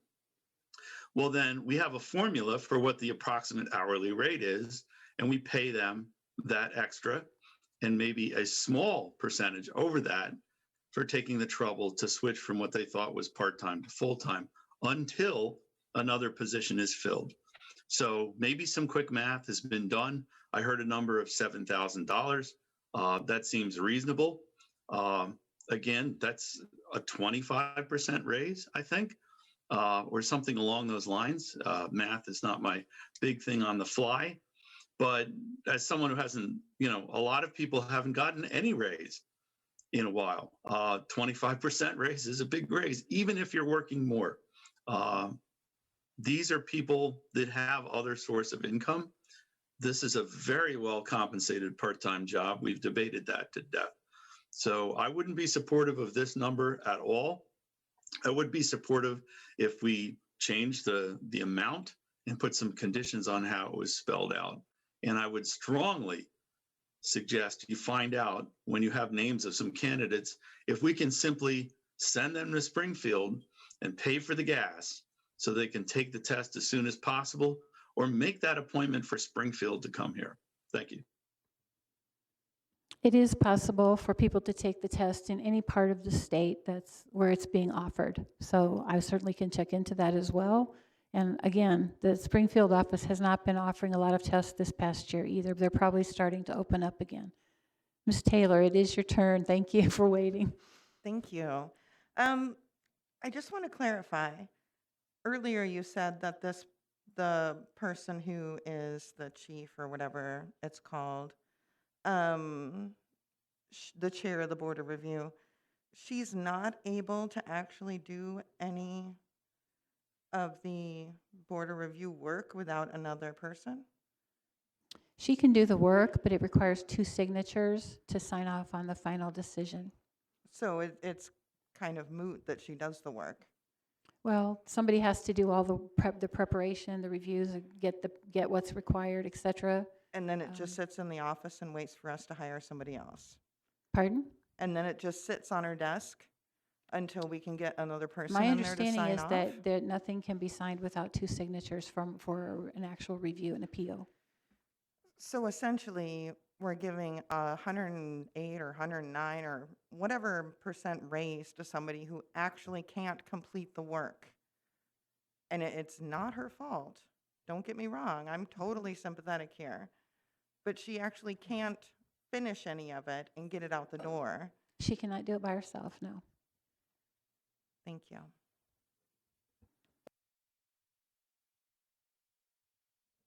Mr. Storr, did you have something else? I did, and I appreciate all of the good arguments and discussion of people who've already spoken. And in a coming item that we will take up, we'll be considering whether to award premium pay for people who came in and worked during COVID, including some of the folks in our custodial staff who were pressed into doing an extraordinary amount of work in a short amount of time and just really had a lot expected of them. And we're going to give them $500 as opposed to somebody who is asked to do a bit more in their work and expects to get an extraordinary amount of premium pay. I think this sets a remarkably bad precedent, and I don't think I can support the motion as it's currently presented. Thank you. Mr. Patterson. I just want to, just kind of on the discussion of, earlier there was mention of the qualifications for the board of review. And I just wanted to highlight that while we do have a minimum 2 years experience in the field of real estate appraisals, another aspect is or equivalent experience in another trade, profession, or course of educational study. And also I want to highlight that those aspects of it are our local rules for the county. The state has basically language that they need to have some sort of knowledge or ability in appraisals or real estate, but the local county can decide exactly what that is. So while it does open it up to other fields besides specifically just somebody who is in real estate or an appraiser, we can ourselves, if we need to, be more flexible so that we can have people appointed, we can, amend that to not make it as stringent. I just wanted to acknowledge that. Okay, Ms. Furtado, did you want to say something else? Yeah, I have a proposal that maybe, so we can maybe end this and move on. And I don't know, I guess maybe Mr. McGuire, sometimes you and I can meet up and come up with these proposals. If you would go with me with this. I propose that we vote for half. We vote for half now that gets the person through July and August. And at the August board meeting, let's come back, find out where we are. It's real possible that we might be getting, from my understanding is there's some folks that are interested who have been on this board before. So it's not like that they would come in with no experience. They've actually been on the board of review before, and we could potentially get them back. So if we vote for half now, if I think we could then get some folks that have some concerns about the dollar amount in, and then revisit in August, see what the workload is like, see if we could get some people with some experience on there. Just because, I also feel like, this is a lot of work, a lot of pressure on this one person. This is a job that is, people come into it with like emotions and stuff like that. So if I could get a second from that, I think that maybe we could get that passed tonight. I do not want this to fail. Okay, Mary? So you're making an amendment to the motion? Yeah, so my motion is that we pass 13,040, I'm really tired, $48 tonight, $13,048 tonight, with the idea that we would vote again on it in August, based on the circumstances at the time for the second half.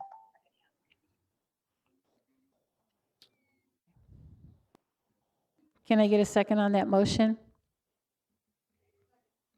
Ms. Michaels, Seconded. thank you. Is there discussion on the amendment? Mr. Pasalakwa? The last line of the memo indicates that it would not carry over into 2022. So do we know, in 2022, would the salary be the 43,904 plus any adjustment to that salary per the budget? That's correct. Well,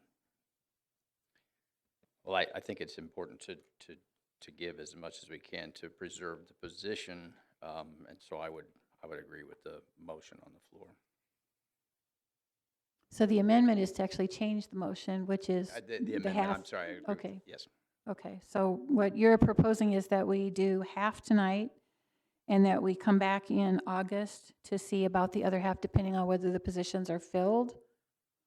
Okay, I can take a counter offer back to the Board of Review. I actually am not sure that the board can do that twice in 1 year. Or if you have to set an annual salary once in 1 year. Because again, it's not by the hour, it's an annual salary. You're setting an annual salary. So we can vote on it, but I will need to take it to the state's attorney and ask about that.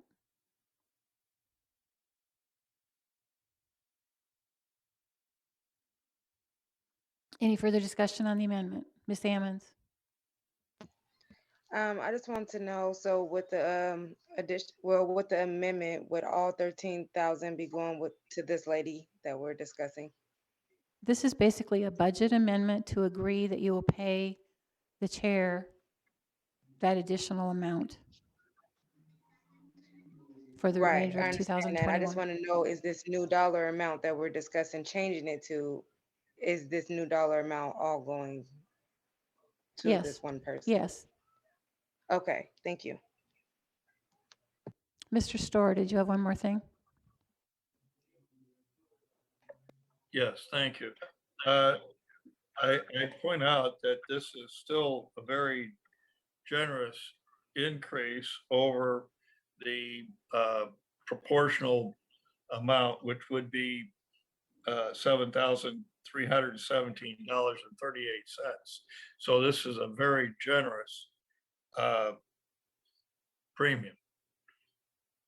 Okay, Mr. Harper? Sitting here listening to all this, and I'm looking through the agenda here. I'm gonna be a no on everything coming up. It's been a crappy year. I think I can say crappy. I'm not sure about that one. But anyway, we got people that have lost jobs, lost their businesses, and we're arguing about everybody needs more money. Well, these people need their businesses back and jobs too. We're sitting here arguing, and if this lady quits, we have no board of review at all. But I'm gonna be a no, because if we have to contract this out, the 13,000 or whatever will look cheap. So, to me, you can go right on down the list, because I will be a no on all of them, and we can move on. Thank you.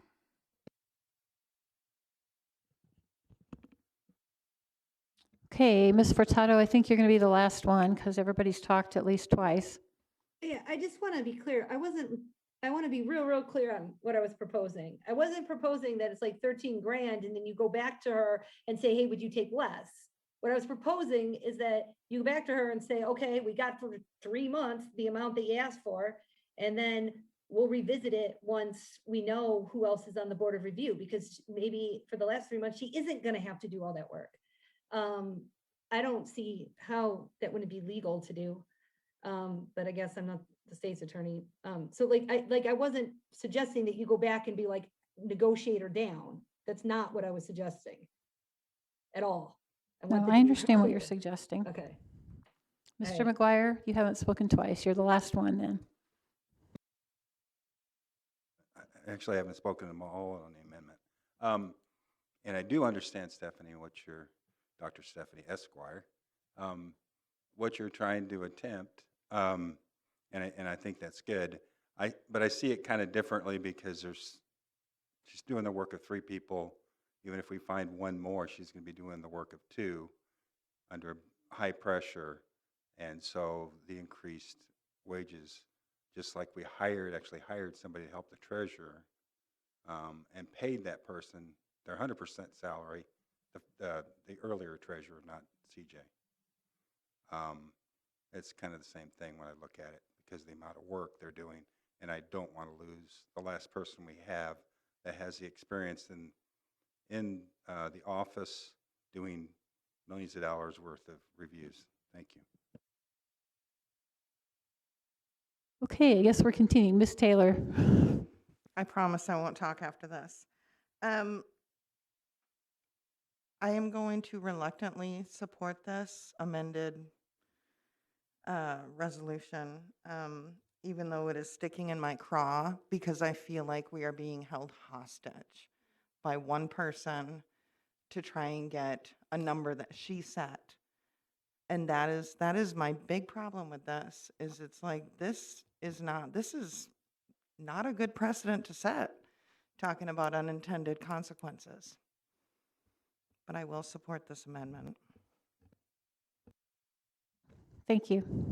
All right, I think we're ready. We're going to vote on the amendment, which basically approves a budget amendment for $13,048 for tonight, with the intention of coming back in August and potentially reconsidering.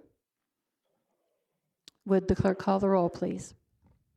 Michaels, Yes. Passalacqua, Yes.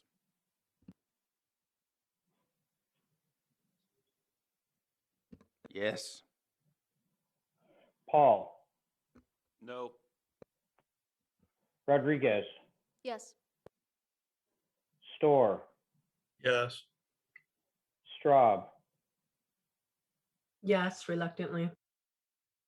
Summers, Yes. Taylor, Yes. Thorsland, Yes. Vulcan, Yes. Ammons,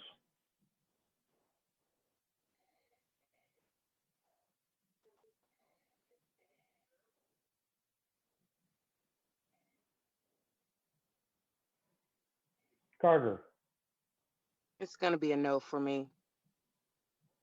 Cowart, Yes. Esri, Yes. Tado, Yes. Goss, Can you record a yes for Ammon? Sorry to interrupt. I just. I clicked will. back. Thank you. Goss, No. Harper, No. Humphrey, Yes. King, Yes. Lockshin, Yes. McGuire, No. Patterson, No. Okay, the amendment carries. We now go back to the original motion with the amendment. I'm sorry, we don't even have to do that. So, yeah, we do. The original motion with the amendment. So, actually, no, because that takes care of it. Sorry.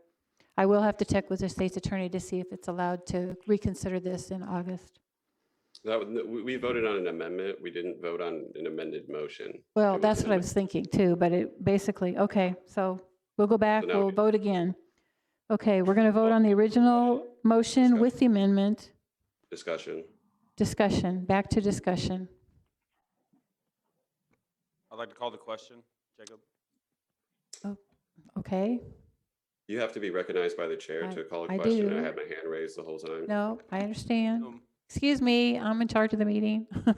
Okay, yes, Mr. Patterson, you may speak. So just to clarify, what we're doing with this amendment, it's not, we're not cutting in half the amount that she wants her increase to be. We're cutting in half the time frame. And I mean, if that's the circumstance, again, I can't support any employee for an extended period having a raise that's over 100%. So I'll be voting no. Okay, Call the question, Jacob, please. Okay, Mr. Paul has called the question. I think, I'm looking, do we need a second to call the question? Yes. Second, Harper. Mr. Harper? Okay. We are voting on making an giving a budget amendment with which it covers a salary increase for the Board of Review Chair from now through mid-August, or whenever the board meets again in August, that date, to $13,048.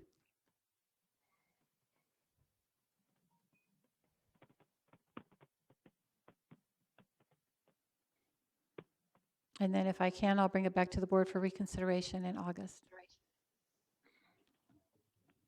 Okay, let's take a roll call, please.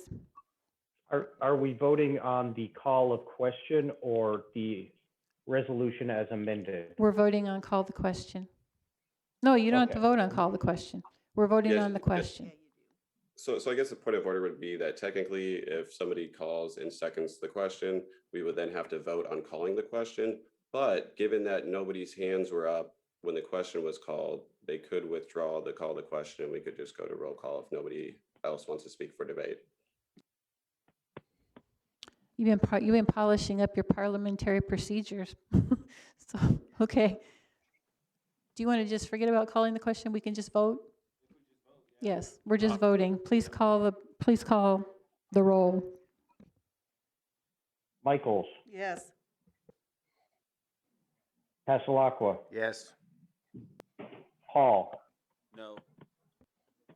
Rodriguez, Yes. Storr, No. Straub, Yes. Summers, Yes. Taylor, Yes.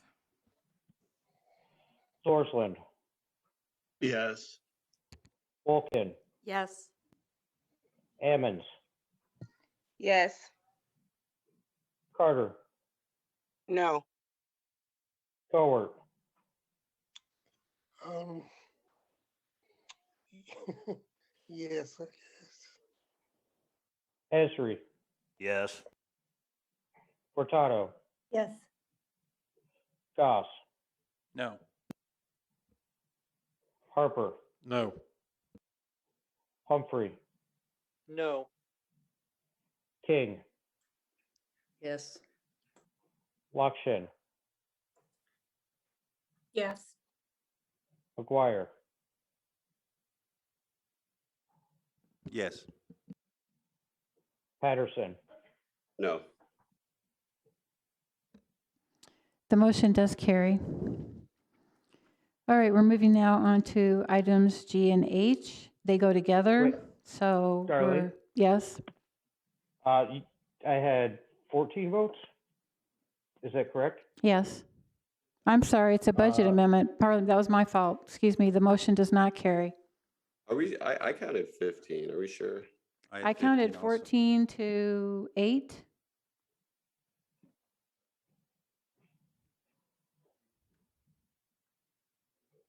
I I have counted the 14 to vote. 8. It's Only 14 one to 8. voted. The clerk and I both have 14 to 8.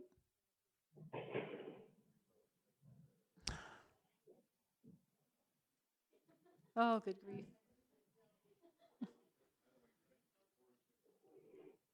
Could you read the votes off, please, Matt? Yeas, Michaels, Passalacqua, Straub, Summers, Taylor, Thorsland, Wolkin, Ammons, Cowart, Esri, Furtado, King, Lakshin, McGuire. I'm Nays? the 15th then. Pardon? I'm the 15th. I voted yes. Ms. Rodriguez says she voted yes. Oh, I heard a no from you. It was a yes. Mm. Okay. Thank you. All right, the motion does carry then with 15 votes. I'll be glad this is our last meeting, kind of combination in and out. This is difficult.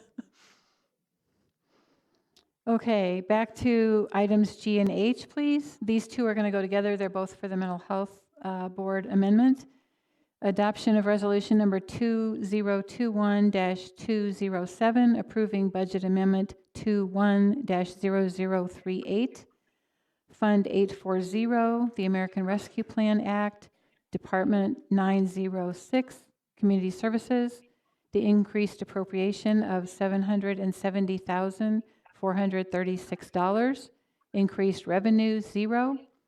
The reason, ARPA funding for Mental Health Board for programs from 7/1/21 through 6/30/22. There is an attached memo, and that goes along with the motion on the other side for adoption of resolution number 2021-208, approving budget amendment 21-00039, Fund 090, Mental Health, Department 053, Mental Health Board, increased appropriation, $585,218, increased revenue, 770,736. Reason, this ARPA funding will be utilized by the Mental Health Board to expand grant funding for local agencies providing mental health and substance abuse treatment services to individuals and families in Champaign County. This expanded grant funding will allow local agencies to continue to strive to meet the growing need for these services in Champaign County.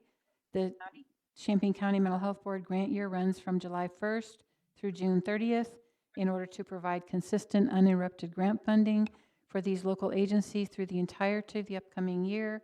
50% of the ARPA funding will be utilized from July 1st through December 31st of 2021.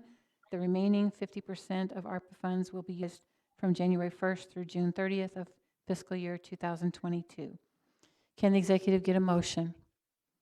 So moved, Rodriguez. Ms. Rodriguez, thank you. Can I get a second? Patterson. Mr. Patterson? Any discussion on this item? Ms. Wolkin?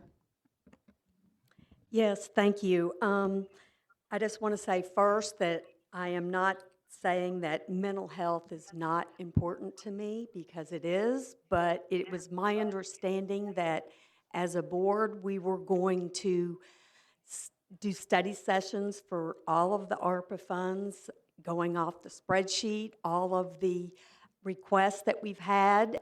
As of tonight, we're still receiving those requests. We have not studied all of them in detail as to how much is going to each department. So at this point, I am not ready to vote on any spending of the ARPA money. And earlier this evening, there were other board members that were worried about even doing an RFP for the money. And here we're actually going to start giving it out. So I'm a no. Thank you. Mr. Patterson? Thanks. To kind of speak to the Jody's comments, I think that a factor for this that would sort of justify the pace that it's moving is that these programs are all scheduled to start July 1, which is the normal fiscal year. Mental Health Board approves these. Lynn's here. You could probably, was that in May that we approved the? So what's unfortunate is that the timing of the bill that came through the federal government and the amount of time it took to get here. And, you know, as it just got here this week, and these programs are set to start in a week and a half. I think there's some really crucial programs that are being funded by this part.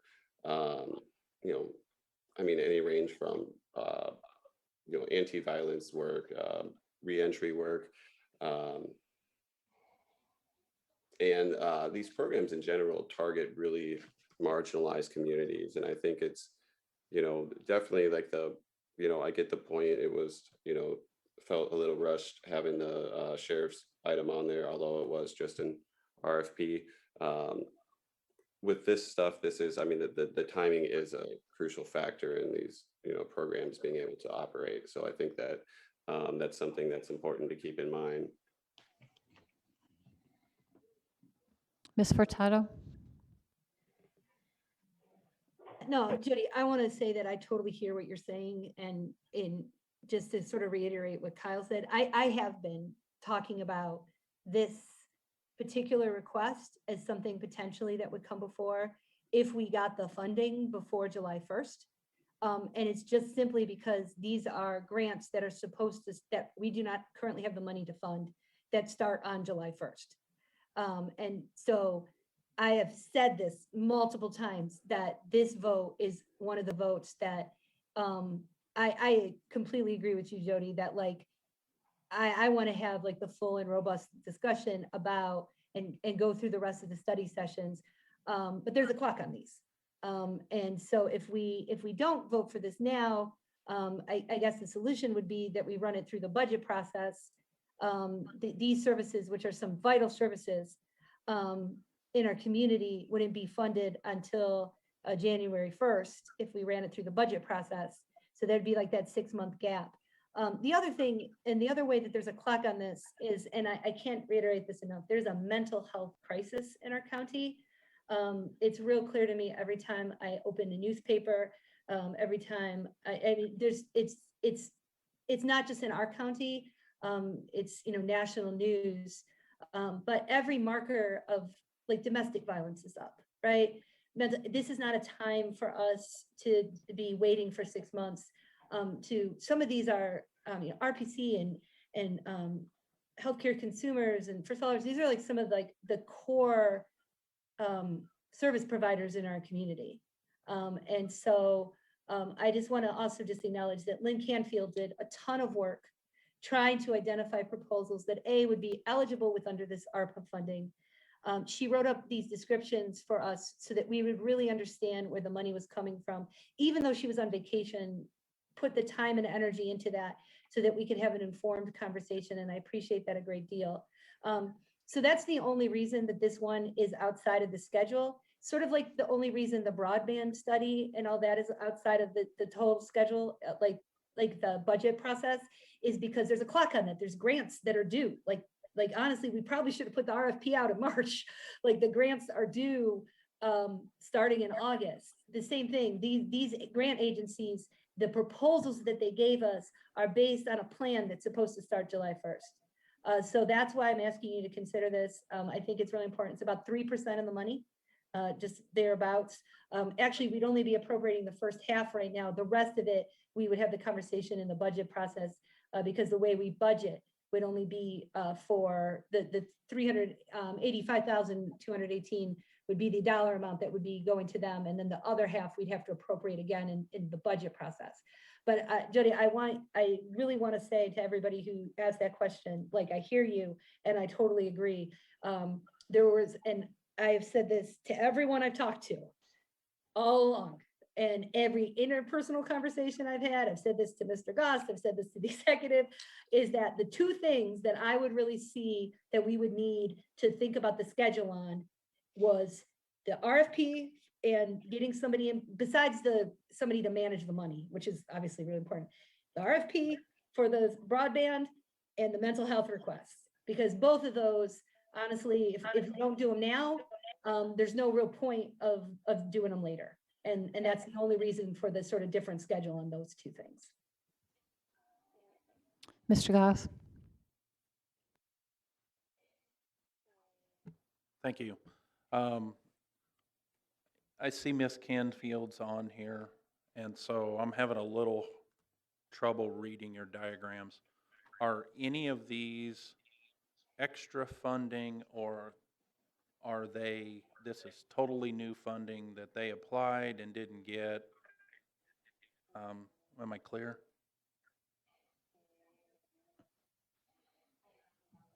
Is it all right for me to respond? Oh, Yeah, he's asking you a question, Lynn. Go ahead. It's a combination. So I was actually quite surprised that we received so many applications for funding, and this set that I've presented to you all tend to be focused on children, especially children who may be affected by gun violence. And then also people who are in crisis, either homeless or interacting with justice, either coming out of prison or perpetually ending up at jail. So these are like very vulnerable groups of people, but a whole lot of what the Mental Health Board funds is regarding those populations too. They're kind of, I was surprised there were so many applications because what has happened in the DD system, we're not asking for any money for the DD system because there's no one left wanting to do that work. Now we're having a hard time keeping agencies because people are not coming to work in those positions. So I know that something similar has been happening in mental health and addiction services where across the country we're losing staff. The workforce is shrinking and shrinking, and Illinois has, you know, maybe a little bit worse problem than other parts of the country. And Champaign County has a particularly difficult time attracting a workforce. So I was very happy to see all these applications like, all right, somebody thinks they can do it. Because during the pandemic, the reports of anxiety and depression quadrupled. And it's a little early to have suicide data, but I read a report today that showed that caregivers, there's a significantly increased suicidality in family caregivers. And we also know that, so if people can't get care through professionals because no one wants to do that work anymore, then they're relying on their families. And this is taking a toll. So, I mean, I think that it's taken a toll on all of us. But what we don't know is how many people in the quadrupled number are going to go back to normal, are going to reach a better emotional state without services. We don't know. But we do know that there's a whole lot of people really struggling, not necessarily having places to live in this county, having a really hard time staying out of jail, and then also children increasingly affected by gun violence. So some of these are programs that are brand new, I think 3, and then two are programs that had shrunk during the pandemic. They were unable to serve people as well. So they're going to build back, they're building back up right now. And then others are expanded. There are 4 new. The new application from the Champaign County Healthcare Consumers was interesting because it proposes to help people who are having a hard time with housing, like at high risk of homelessness or incarceration, to finish disability applications. And if you can get SSI and SSDI, it's not a great living, but you're golden in some ways. So I think I'm answering your question sort of sideways. This is the amount of money that I'm requesting is based on the mental health board's shortfall, how much they couldn't fund. And then I found whole programs to present to you because they seem to have the greatest relationship to the current circumstances. And 4 of them happen to be new. And there was also, I was very concerned about the mental health board not funding things that were already serving a lot of people and then would have to stop if they chose not to fund them. And that's always a risk. So we sort of do the least amount of harm with their recommendations, which had to be finished at the end of May so that we could get contracts out. So. Yeah, a little bit of my frustration is we don't really have a track record on some of this stuff.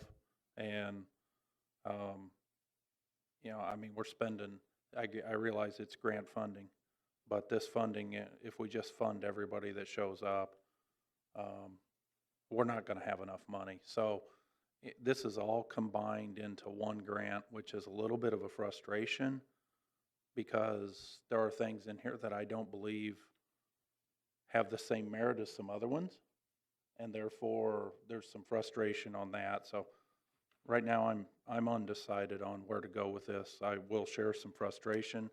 The better time to discuss this was at the COW, and that should have been brought up. This discussion should have happened at the committee of the whole, and we could have held it off just like we did the item when we found the money. So the frustration is this discussion should have happened a week ago so we could have time to do more follow-up. So thank you, Ms. Canfield, for being here. Ms. Rodriguez? Thanks. So I just wanted to note that I actually texted Kyle the same question, right? Why are we not seeing this in a more systematic review type of presentation to us? But also I just wanted to underline something that's kind of been slipping through the cracks of our conversation. This is about substance abuse treatment centers. And you're asking, this isn't quite like in our pocket as a county, or like we don't have a history of doing this. It's because the infrastructure does not really exist. I don't know how much experience you guys have with Rosecrans and substance abuse, but it's hard to get in. It requires sobriety in some programs. We don't have a recovery alliance, for example. So like these really basic community-centered services that typically exist for people who struggle with substance use disorder do not exist here. So this is what changes my vote. This is the most vulnerable population. And I want to introduce just like two ways to think about this. First, through the pandemic, deaths by overdose increased 30 to 40% across the nation. I don't know the numbers for Champaign County, but that's the national average. What's more, we know that people who are originally or who are incarcerated for any period of time or arrested, 60% have substances in their system whenever at the time of arrest, right? So this is something that it trickles down if we don't address this at the root. And again, we are maybe hemorrhaging is not the correct word. We are derelict in the services that we provide for substance use disorder. So for that reason, I understand that it seems out of pocket and it seems a little out of order, but this is crucial. So I'd push for a yes. Okay, Ms. Carter. Thank you. Stevie Wonder can see the urgency to get funding to this mental health board, to these such vital services to our community members. This will be a yes vote for me. It's not up for debate. They should get the funding. Thank you. Ms. Lakshan. I think Mr. Patterson's hand was up before mine. Is that? Well, he's already spoken. Oh, okay. I also will be voting yes on this because I, fully understood the scope of ARPA funding to include services for mental health issues that have arisen because of COVID. We've seen studies in the news everywhere that say it's been proven that, suicide rates are increasing, incarceration's increasing. Lynn has already gone through all those numbers, and I trust that she's done a lot of research and work to vet these organizations and is putting forth the best and the people who will use those funds the wisest to benefit Champaign County. Okay, thank you. Ms. Michaels. Thank you. I just have a couple of things. Certainly mental health is very important, and I don't see a problem giving them funds to continue programs that are already in existence that do prove that they can sustain after a money that we give them. I don't want to see something that is new that we haven't had a chance to kind of look at, if you will, to make sure that it will be sustainable. It's very difficult when you start something new to say, oh, well, here's your money this year, but oh, by the way, we don't have money next year. I just feel that there are a lot of things in this at this time that I don't know why we couldn't wait at least a few weeks and then hand out the funds. The other thing I have a question about is quite honestly in H, it says the increased revenue is $770,000. So a comment was made that they're only spending $385 and that's all we're giving them. If I read this budget correctly, we're actually giving them the full $770,000 based on this resolution. So the way the resolution is written is that you would be committing the entire amount. The budget amendment from their side is only asking for half of that amount, and then the rest will be committed during the budget for next year. May I follow up? It says 53 Mental Health Board, Department 53 is where the 770. So if you're putting $770,000 in the Mental Health Fund Board Department, then to me, that's money that's already appropriated to them. Right. Thank you. Mr. Humphrey? Yeah, I just wanted to speak in support of this. I wanted to thank Lynn Canfield for doing what she does and putting this together. She is not joking when she says that mental health and developmental disability health are in some pretty dark, dire straits right now.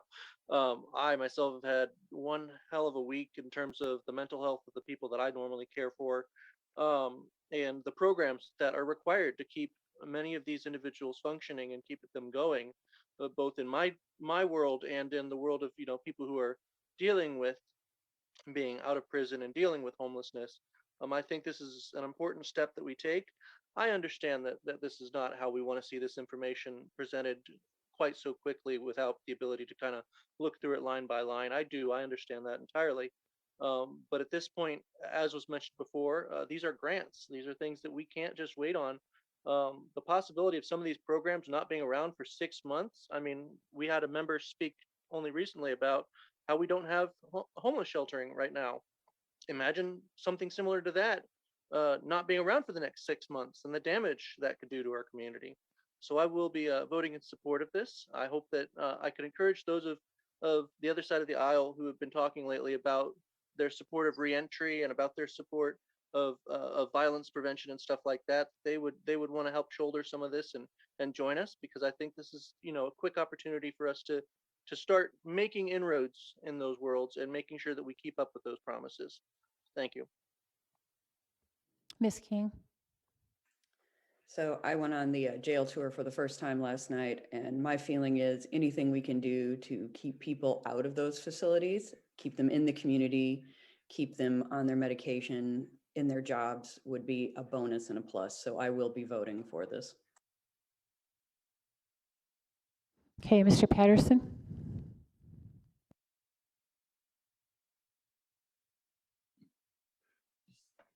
Just a few things I wanted to address. First is that, Lynn, as Stephanie put it, with short notice over a vacation, she went through and her and her staff were able to detail how all of these programs meet the qualifications of the grant or of the ARP money, which is grant money. It's not our money. It's an important aspect of this. As far as the individual programs go, we don't, as a board, choose what mental health board programs get funded. That's the job of the mental health board. That is a board that we approve all the members of. It's a board that has, some really qualified members. There are counselors, there's a physician, there are retired professors who are, worked in these types of fields. And it's gone through that process with them. And with all due respect, to Mr. Goss, I don't think that you meant any disrespect when you said that they're approving basically anybody that showed up. I can assure you that the staff of the mental health board goes through a extensive review process and makes very difficult decisions. Not every person who submitted an application or started the process of going through the applications was recommended. So just to be clear it wasn't just, we'll just approve everything that shows up. This is the first time since I've been on the mental health board that we really had any sort of substantive amount of shortfall.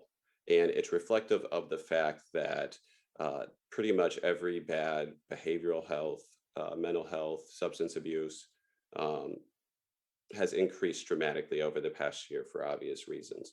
And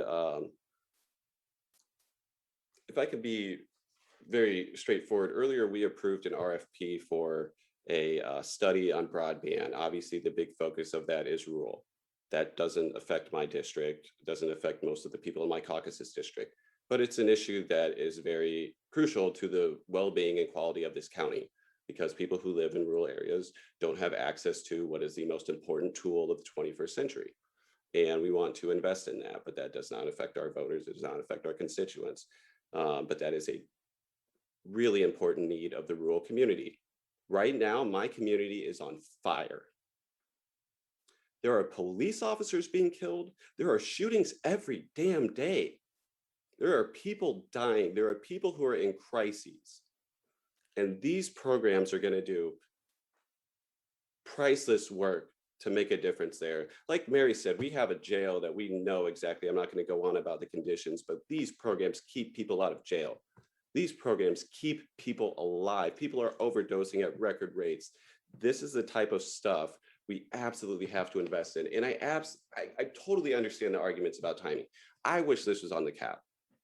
I know that's something that Stephanie wished. If I'm completely honest with you, I was literally getting married the day we had the agenda setting meeting, so I couldn't personally be there, but I know it's something that Stephanie wanted. I don't really think that there's a good reason why it couldn't have been on the COW agenda. But the reality is that these programs are set to start July 1. The funding for these programs, their fiscal year starts July 1. If we wait 6 months or we wait 3 months, that can have the effect of killing a program. And we really have to be mindful of that. So, I think it's important that when we approach this money, we recognize that, A, we got $41 million. City of Champaign only got $25 million. Typically the way we operate, we focus on the unincorporated, and our revenues of government reflect that. But we got almost twice as much money as the City of Champaign, while their normal budgets is the opposite. And we were given money to cover the whole county. This is one of the most important needs that's going on right now in the county. And I think Ms. Furtado said it's going to be 3%. So I'm if we're going to work together down the road on these different issues, we really need to work together right now on this one. Mr. McGuire. Thank you. I think it's a mistake to question other members' motives and why they decide to support something or not support it. Sometimes it might lose you a vote. I've worked with a lot of these organizations over the last 7-8 years and support many of them. I think they're great organizations. Lynn and I traded emails today to kind of discuss more of them. But there is a question. As someone said, when you have $40 million, you have a lot of friends. So then people start asking you for money. Sounds like, unfortunately, they waited till the last minute because we've known about this money for over a month. People say that the programs won't happen if we don't extend more grant money. It looks like mental health is spending almost $3.5 million in the first part of this, just like we discussed splitting the increase in payroll for the person for assessment. I wonder if the same thing isn't true for some of these other new programs, some of which have already asked for money, ARPA money, for themselves. I know First Followers has asked for $4 million. At this point, we're getting ready to vote to give them more money through mental health. Not against them receiving money, just like all the other programs. But if we don't have an opportunity to compare what we're giving all the organizations pretty much at the same time, and we put somebody ahead of those other organizations, then we're likely hurting the other organizations that may also provide us the same services or address the same concerns that board members are discussing tonight. As Jim Goss said, I'm not sure what I want to do or should do or will do, but those are important issues wherever the money goes, because there's a lot of need. Thank you. Ms. King.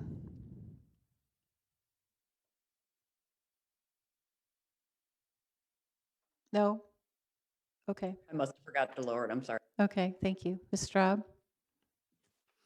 Hi, yeah, the first thing I want to address is that just a cursory search of my email shows that Lynn sent us something back April 23rd regarding her suggestions for this. This is not something that has been quickly done or this is not a last minute suggestion.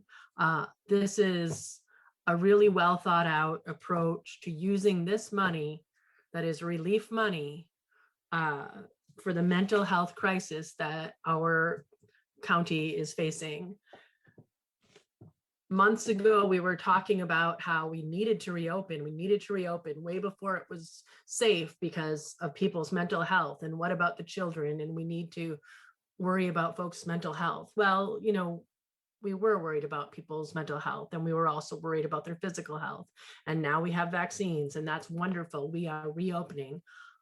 This is our time. This is, you know, there is no better time than right now to be addressing the needs of the most vulnerable folks in our county.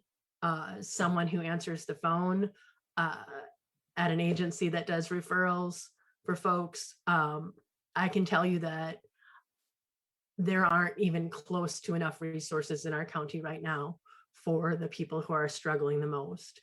This vote is a no-brainer for me.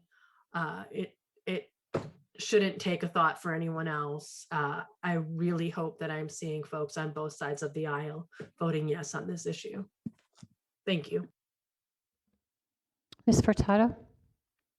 Yeah, so a few things. I just want to respond to some of the comments. So first to Mr. Goss, like I'll totally own it and I'll totally agree with you and it's totally on me. I agree that this should have been on the cow and I should have made that happen. I've been talking about that we wanted to do this for a long time, but yeah, that's on me. And I do want this process, all the ARPA process to be as transparent. I want there to be as much discussion as possible. So I own that, that's on me. And I apologize to all of you for that. Second, to Diane, thanks for that clarifying question. I think that was really important about how the money that we are, and I mean, that is true. Like you can't tell people like, oh, you gave us a year proposal and we're only going to give you half. The actual money that's going to move into the budget is this year. The other half would have to happen next year. But you're right, we are committing to the full amount. And it is 3% about the money that we've received. So that's really true. I want to be real clear on one thing. These aren't proposals for the ARPA money. Like these folks didn't submit this because of the ARPA money. These were proposals that were submitted through the regular mental health board granting process. But this year, and every year, since I've been on the board, I've talked to Lynn and I've said, hey, Lynn, how are your proposals in compared to the requests you get? And every year she's like, pretty good.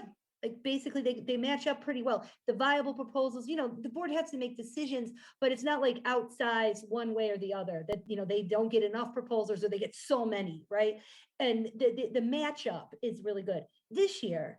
And I think it's reflective of the fact that we're in a mental health crisis, like Kyle was talking about. They saw this surge in proposals. So these proposals went through and were vetted by the mental health board as part of their regular granting process.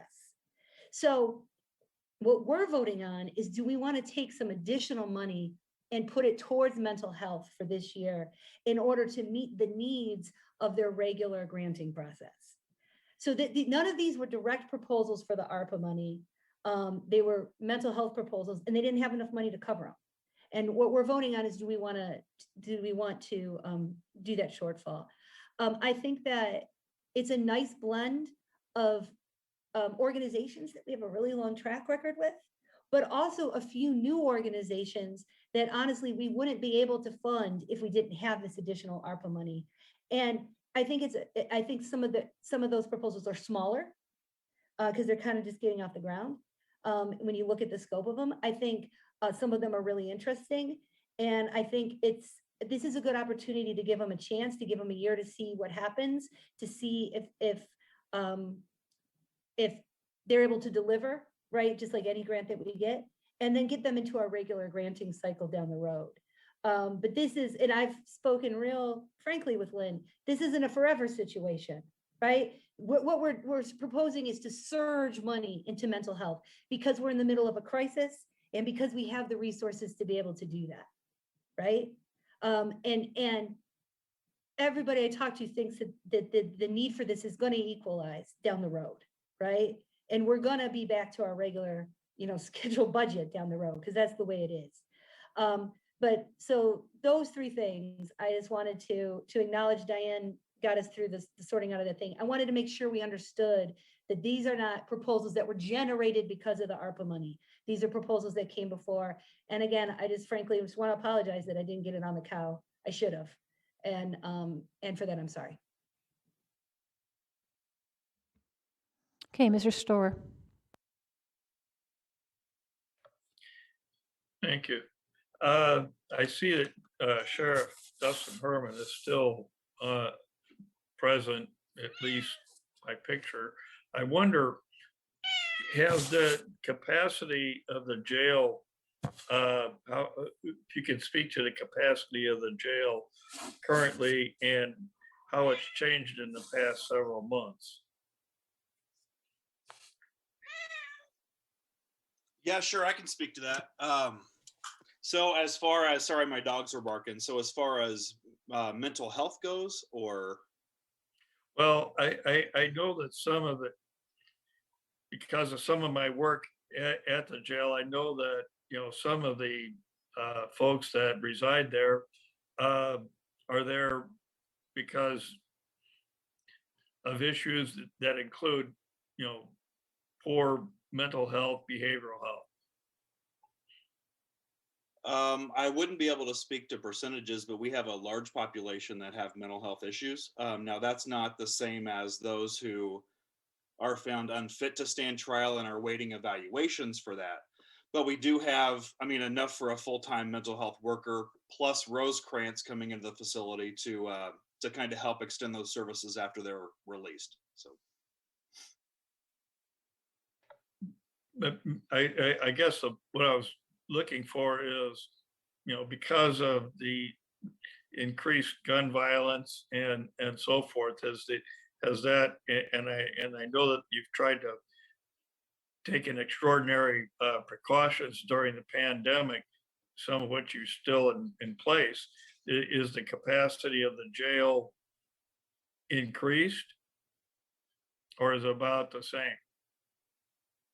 Capacity of the jail has increased. I would not feel comfortable saying it's because of mental health issues. I would say it's because there's more violence out in the community. And of course, when the arrests are made for violence that's in the community, we're going to see that inside too. It also has to do with Department of Corrections not accepting inmates like they used to. And so we have 32, 33 inmates from IDOC that are legally obligated to go to IDOC that we're just holding for them right now. So all of those things, I mean, jail itself creates mental health issues. You know, the longer you're in there, the longer people are going to have mental health issues.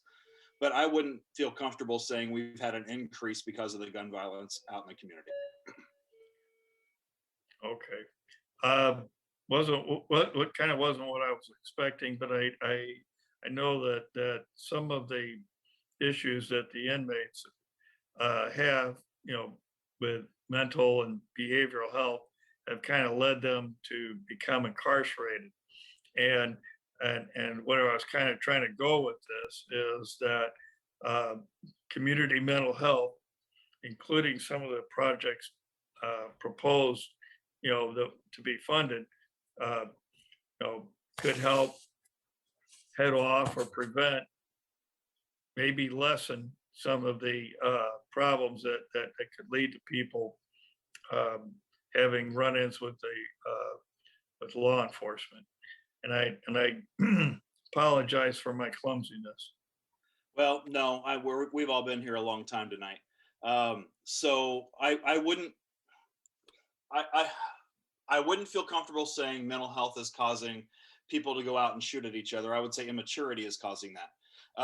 And I haven't taken a look at the programs that Lynn has had applications for and things like that. But if they're targeting youth, they're going to do nothing but help. So, I mean, at this point, my jail is full. Anything we can try to keep people from there is going to be beneficial. Totally disagree. Carter, totally disagree with that. Okay, Ms. Well, I Lakshan, apologize. You excuse me. disagree with what I see every day. Yes. Ms. Lakshan, you have the floor. Yeah, I actually what Mr. Storr brought up, I was thinking something along those lines, but also I was, you know, I keep hearing it brought up that, you know, a lot of these organizations are new or not proven. And I know that we've already covered, you know, a few times that Lynn and the Mental Health Board have done that legwork to make sure that these programs are tied to, ARPA funds, they would be able to receive those and there would be no issues with that. I just want to point out again, that the issues in our county are growing and changing so much. And a lot of this has to do with COVID. If these organizations are doing this work, they're attempting to do this work, they're offering to take on this immense amount of work that our county needs. And I'm familiar with the names of almost every one of these programs that's listed in the packet. I mean, I've seen them doing the work. I've seen them out in the neighborhoods. I just don't think we can say, just because you may not know their name, that they're not doing that work and that they're not qualified to be out there doing that work.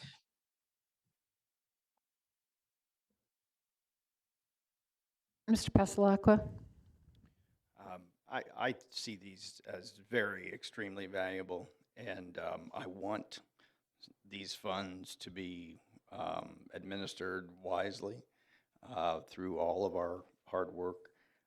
But for me personally, when I'm presented a list that's so long with the new blended with the old, and with some that have a proven track record and some that don't, I see that as becoming extremely politicized, and I don't think that's fair to any program that's listed on here, because I feel like in a more divided set of groups that each would probably receive more.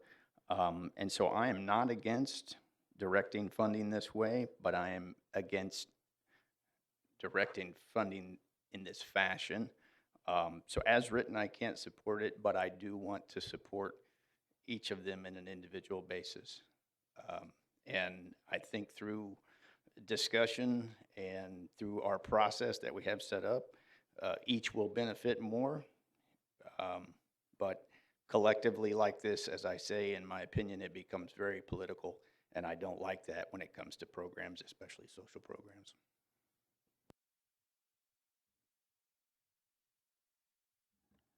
Okay, Mr. Patterson, one more turn.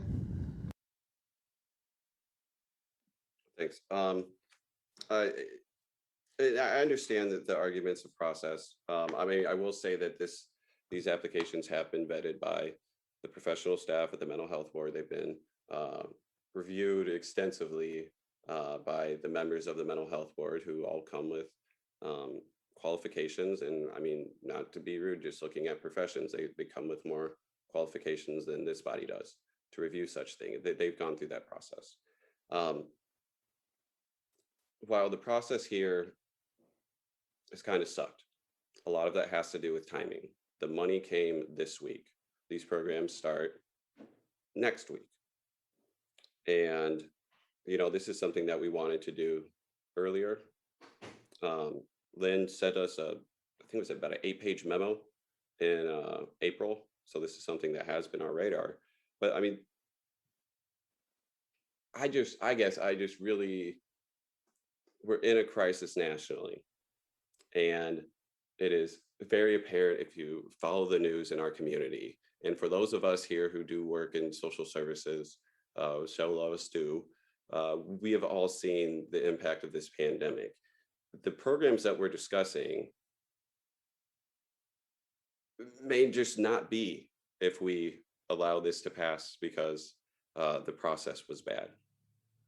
And these are programs that literally save people's lives. And I'm not being hyperbolic. We have a healthcare consumers program that gets people on disability. There are proven studies to show when people get on disability, it extends their lifespan. There are the justice diversion program that is taking, if we don't fund that, that's taking away resources from 2 police departments. We have the Dream House, which is targeting youth. I mean, the sheriff told us, anything that's going to be targeting youth and improving their lives is going to improve his situation, because the people who are shooting are very young. So I just wish that we could move forward with this and that we could support this. This is a huge priority, I know, of my caucus. And if we're going to work together and put together 15 votes moving down the road to fund these different projects in different people's constituencies, we really need to be respectful of the interests of others. And I hope that we can, move past the process and just, fund these programs that are going to save people's lives. Ms. Straub, is your hand up again? Yes, ma'am. I just wanted to say that it sounds like that there are questions about the process here, and that our board plans to use a very similar process when we discuss broadband access in the coming months. And so I guess what I'm saying, because this is so important to me, that we probably need to be careful the way we approach one if it's the same way we want to approach the other. It's a, Okay. why Mr. Paul? why does internet access always go back to rural when the same people that we're talking about need this also need help with internet access and access to education? And then it seems like we're creating hostility here for no reason. I would like to call the question if no one else, or if we just, people have their hand up? I mean, like, it's not just a rural issue for internet access. And I don't know why that's the one thing that we decided that we're going to work together on now is in the air because of just seems basically squabbling and time wasting. That's all I have to say. Okay, I don't see any further hands, so I'll close discussion at this point. I would like to just say I did recommend that we have some kind of process by which we make decisions. That you may have seen tonight, several of the ARPA recommendations are on a specific type of form that has, whether it's a one-time cost, whether it's what category of ARPA it might fit, those kinds of things. The board has not yet decided what its decision criteria are, which I think would probably help this discussion as we go forward. And I'm hoping that we can come up with some kind of criteria to do that, because I think we're going to just see more and more potential applications or people putting forward ideas that would like to get things funded. So unless the board has a logical process by which to make those decisions, I think it's going to get more difficult. And Mr. McGuire, I didn't see your hand. I'm sorry. We'll do one more and then we're done. Well, you can actually limit the debate, but my point is that it is the process. Right now, we have people on this list that will continue to be part of the list. That's unfair to all those other people that are requesting ARPA funds, and these are ARPA funds. We need a process to make sure, and not at the last minute discussion, so we understand what we're actually voting for. We need a process that's fair to everyone, not just to some. Thank you.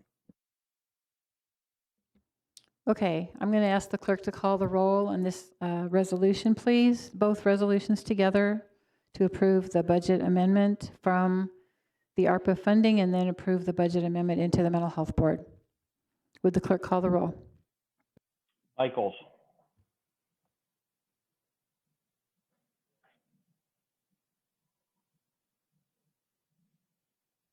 Some people have left the room. Are they coming back? Okay, they're not coming back. Okay. Go ahead and call the roll. Passalacqua. No. Paul. No. Rodriguez. Yes. Storr. Yes. Straub. Yes. Summers. Yes. Taylor. Yes. Thorsland. Yes. Vulcan. No. Ammons.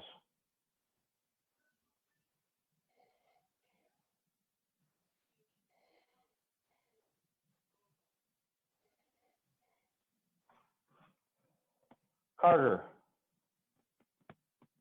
Yes. Howard. Yes. Hammond, sorry, I just got back in. Stewart. Yes. Esri. No. Furtado. Yes. Goss.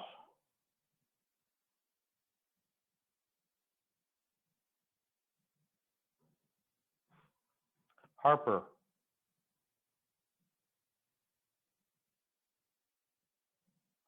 Humphrey, Yes. King, Yes.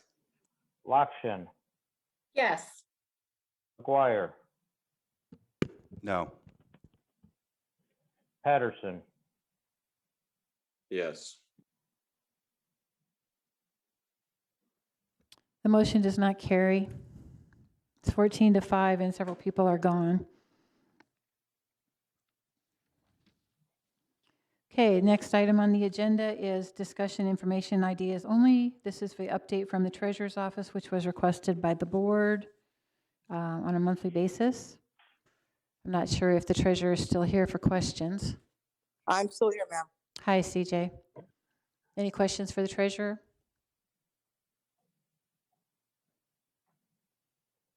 Okay, seeing none, we'll move on. Thanks, CJ. Next is recommendation on the ARPA County staff premium pay.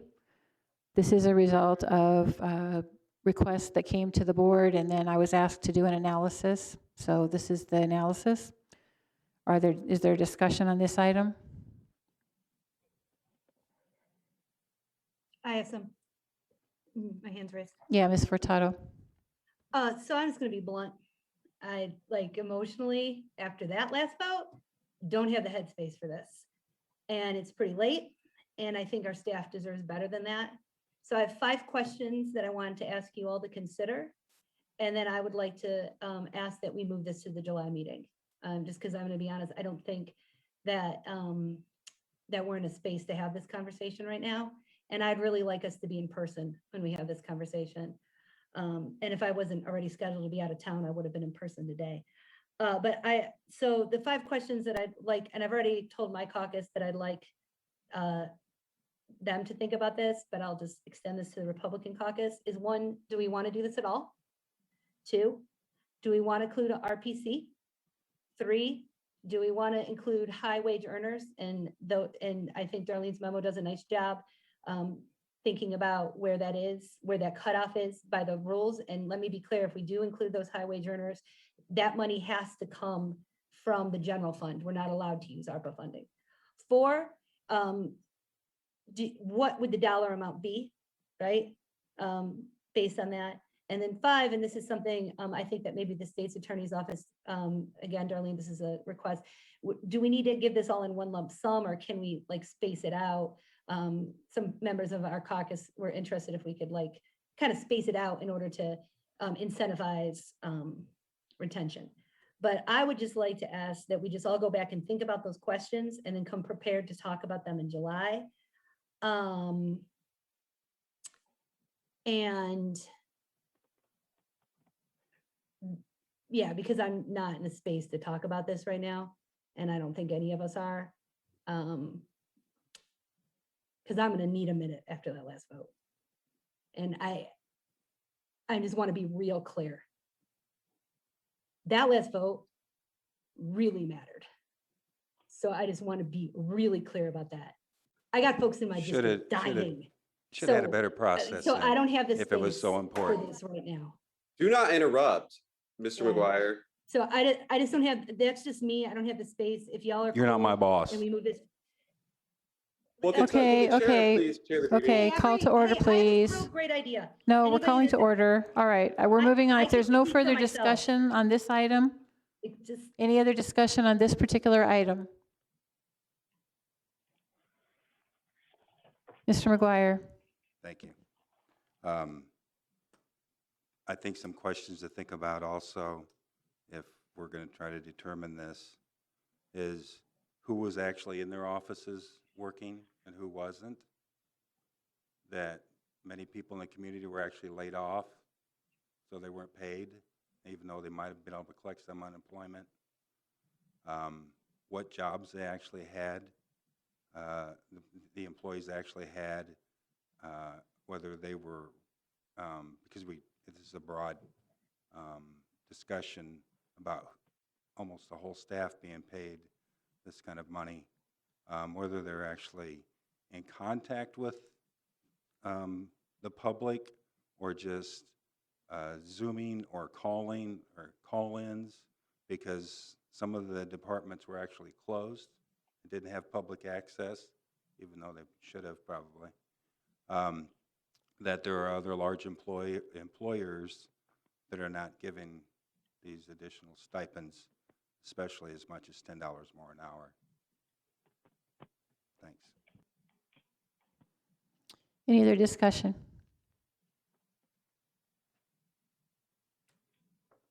Okay, that we're done on that. Any other business we need to bring before the board tonight? Seeing none, I call the meeting adjourned. Thank you.